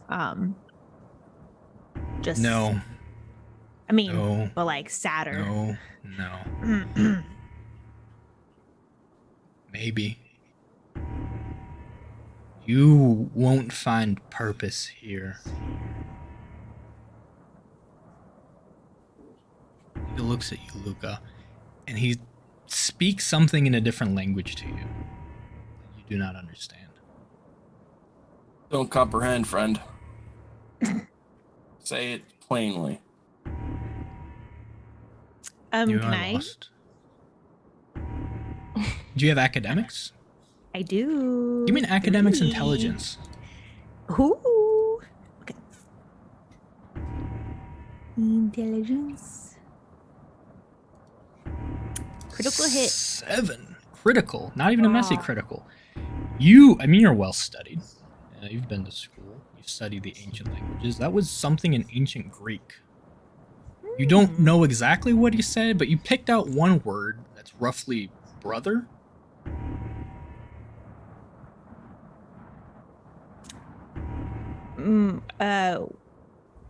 Why is he your, like, bro, your brother, or whatever?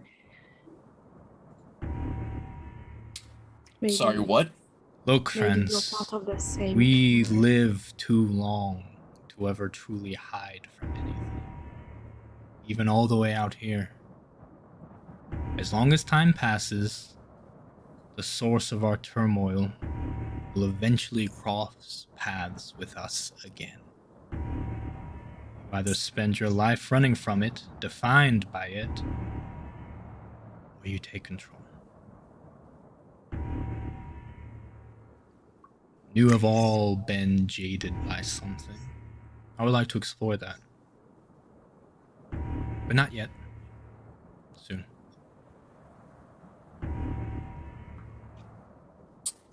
Now, if you'll excuse So me. is that you taking control naked in the woods with your little pouch? Yeah, it doesn't seem like you have it all together here, friend. Damn it, sorry. Broke me in a very serious moment. Just looks to you. Amusing. I hope to meet again soon. Oh, we will. Don't worry. He raises his leg and he stomps hard. There's a crack that spreads across the ice he's standing on. So He lifts his leg and he goes to do it again, stomping. This Can I get a time- shot off before he does that? Oh, Second absolutely. time? Yeah. You're gonna shoot. What do the two of you want to do? I shoot as well. Candace? Is it firearms dex or composure? Well, let's see what Candace is doing first. Can I just use aspects to see if I can see anyone else around us or perceive anyone else around us? So, no roll necessary. He's not dodging. He's not doing shit. He's just stomping. We're starting to break through the ice. Boom! It was a shotgun. Emery, a couple of shots go off. He takes it, spins on the ground, and just lands hard on the ice. Candace, extending your senses, you feel a chill, and you turn behind you, and you can see it's that huge full moon that's casting long shadows in the trees. There's a few of those shadows that have been slowly moving towards you this entire time. From behind you, as he's making this whole thing of stomping through the ice. Let's go. Candace the says car. this as the shadows move very quickly and just start to envelop her. Anne-Marie, Luca, what do you want to do? I want to run to her and grab her. Sure, Luca. Yeah, I'm panicking. I'm looking at what my can I get my shadows going? I'm gonna Yes. get my And you see he on the ground. He's fucked up. But he goes like he's about to push himself up, and then he just starts punching the ice like he's about to break through and just fall in, probably disappear into the river if something does not happen.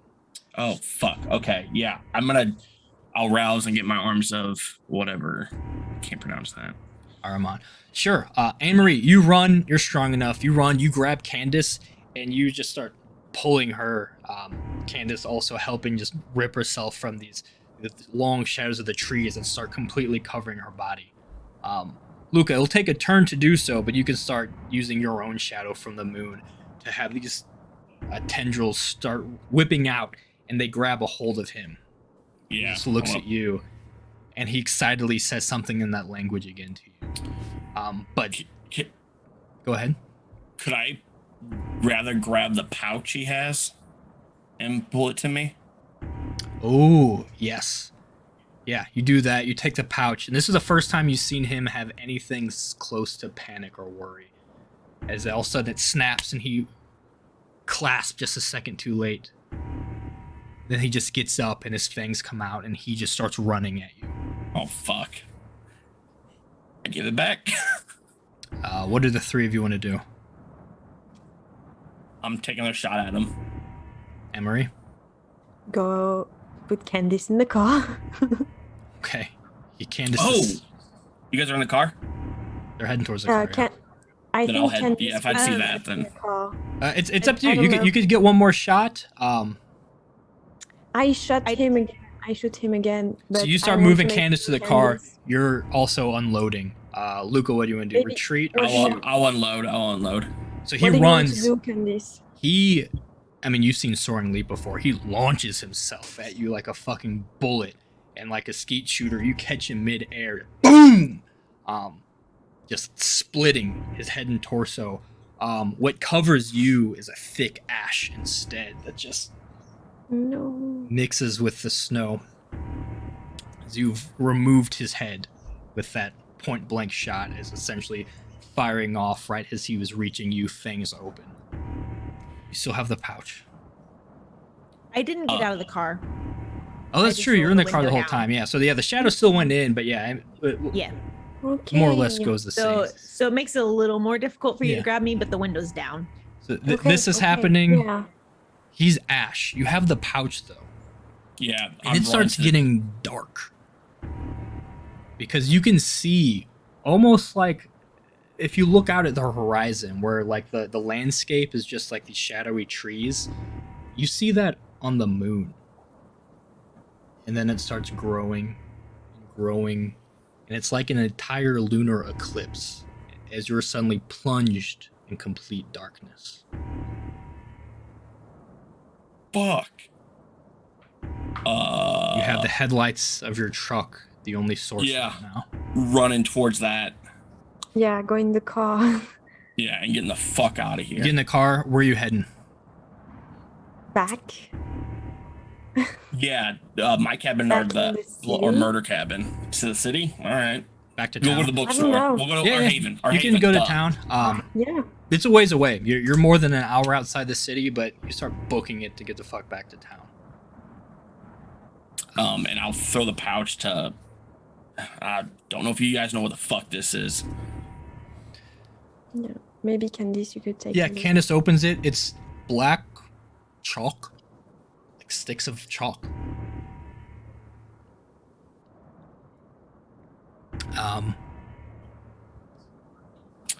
I have You- some occult, I think. Drive into town. I've won a colt. We'll resolve that in a second then. Yeah, so you're hauling ass, getting into town. You do spot someone in the woods though. As you're getting close to town, you can definitely see someone just walking through the woods outside of town. You can keep going into town, or you can stop and investigate this. With my heightened senses, can I see them at all, or are they really just Ooh, shadows? you do 'cause have we're moving heightened so quickly? senses. You're moving pretty quickly. Mhm.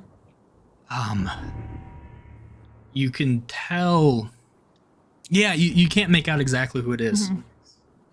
It's Can I not tell if someone they're, like like, moving? hiding though. They're Yeah. just seem to They're be moving just- quickly, so they seem to be kindred potentially. No, they're not how moving fast they're quickly. moving? You're moving quickly. Okay, You're in a vehicle. but if they're like keeping Go- up with us, No, you're going the opposite way. Like you're Oh. driving down the road, you look out and you see someone just walking in this Oh, blizzard. okay.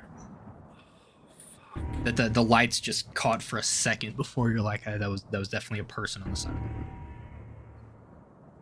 Did we stop? Did we go? All right. Yeah. I'm keep driving then. You keep going. No one's saying anything. If no one's saying anything, I'm gonna keep the pedal. Yeah. I'm not in a place to do anything. Maybe it's the guy. I don't know. I feel like this is somehow connected to you or your ancestors or something, Luca. Yeah, Do fucking you have hell, any man. idea if someone could pull that off alone, or if that's the work of a lot of people working together? This doesn't Would I even know seem that? like something a lot of people could pull off. You don't know what the fuck this is. I have no fucking clue. it seems impossible for your clan working together, let alone a person. Okay. But you're hauling ass. You're gonna get back in the town, back to the haven. In there, there's lights on the town, and you sort of have to slam the brakes and start dodging. And there's people out in the street all over the place, like people panicking, people running around. Doors are open. You don't know what the fuck is going on. We could go to the sheriff. I'll say you do spot the sheriff's truck. Yeah. Okay. Whoop. Chills. You want to go find him first? Yeah, maybe he knows. Yeah. Best You what's pull going over, on. get out. You see him. He's just like looking around. What's happening? What's going on? Yeah, Frank, he's gone. Frank? Yes. The fuck did he? Why is I everyone turned over. He outside? wasn't in bed. Apparently, half the fucking town just walked out. I don't even know what happened. What? Are And you saying can that you're sort of scanning. You can see a lot of people like calling out for missing people. Seems like many people, maybe half the town almost, is just missing. I'm gonna get out of the truck and start shouting for Eloise. You get out, you start shouting. Your voice joins this cacophony of voices shouting out different names of loved ones. And this completely lunar eclipse just hovering above the town, seeing just the faintest edge of the moon. And that's where we'll call this session. Yeah, So, right. that has Yay. been episode 1 of this cult chronicle I'm calling Empty Threat. Let's go around, remind the people who you are, and then yeah, that's it. Sarah, what do you have to say for yourself and to the people? You're hearing noises. My cat's pooping. So. All right, who's next? That's everything. Now, All what the do you want things me I would have to- put money on you saying. That was. Okay. I don't know. You live your life. Do you have anything to promote? Do you want to push people towards something, or are you just here hanging out? No, I'm hanging out. I've started my YouTube channel like a lot of years ago, so not active on Twitter or anything. So yeah, You're on Check out Discords, every- kind of. I am, but I not. Don't very... bother her on there. Sarah's just here because she's a great person and she's playing vampire with us. Aw. That's all you need to know, and you'll get updates about her cat. Does that wrap it up, or is there more?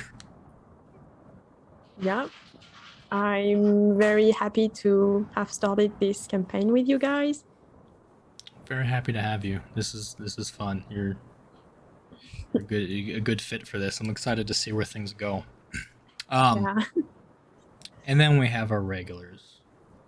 All Metal Chocobos. Who are you? What do you want to tell the people about? I'm at Metal Chocobos on Instagram and Twitter. I'm pretty active on Instagram, not so much on Twitter, but I'm trying to be better at it. So follow me so I have more reason to post stupid shit.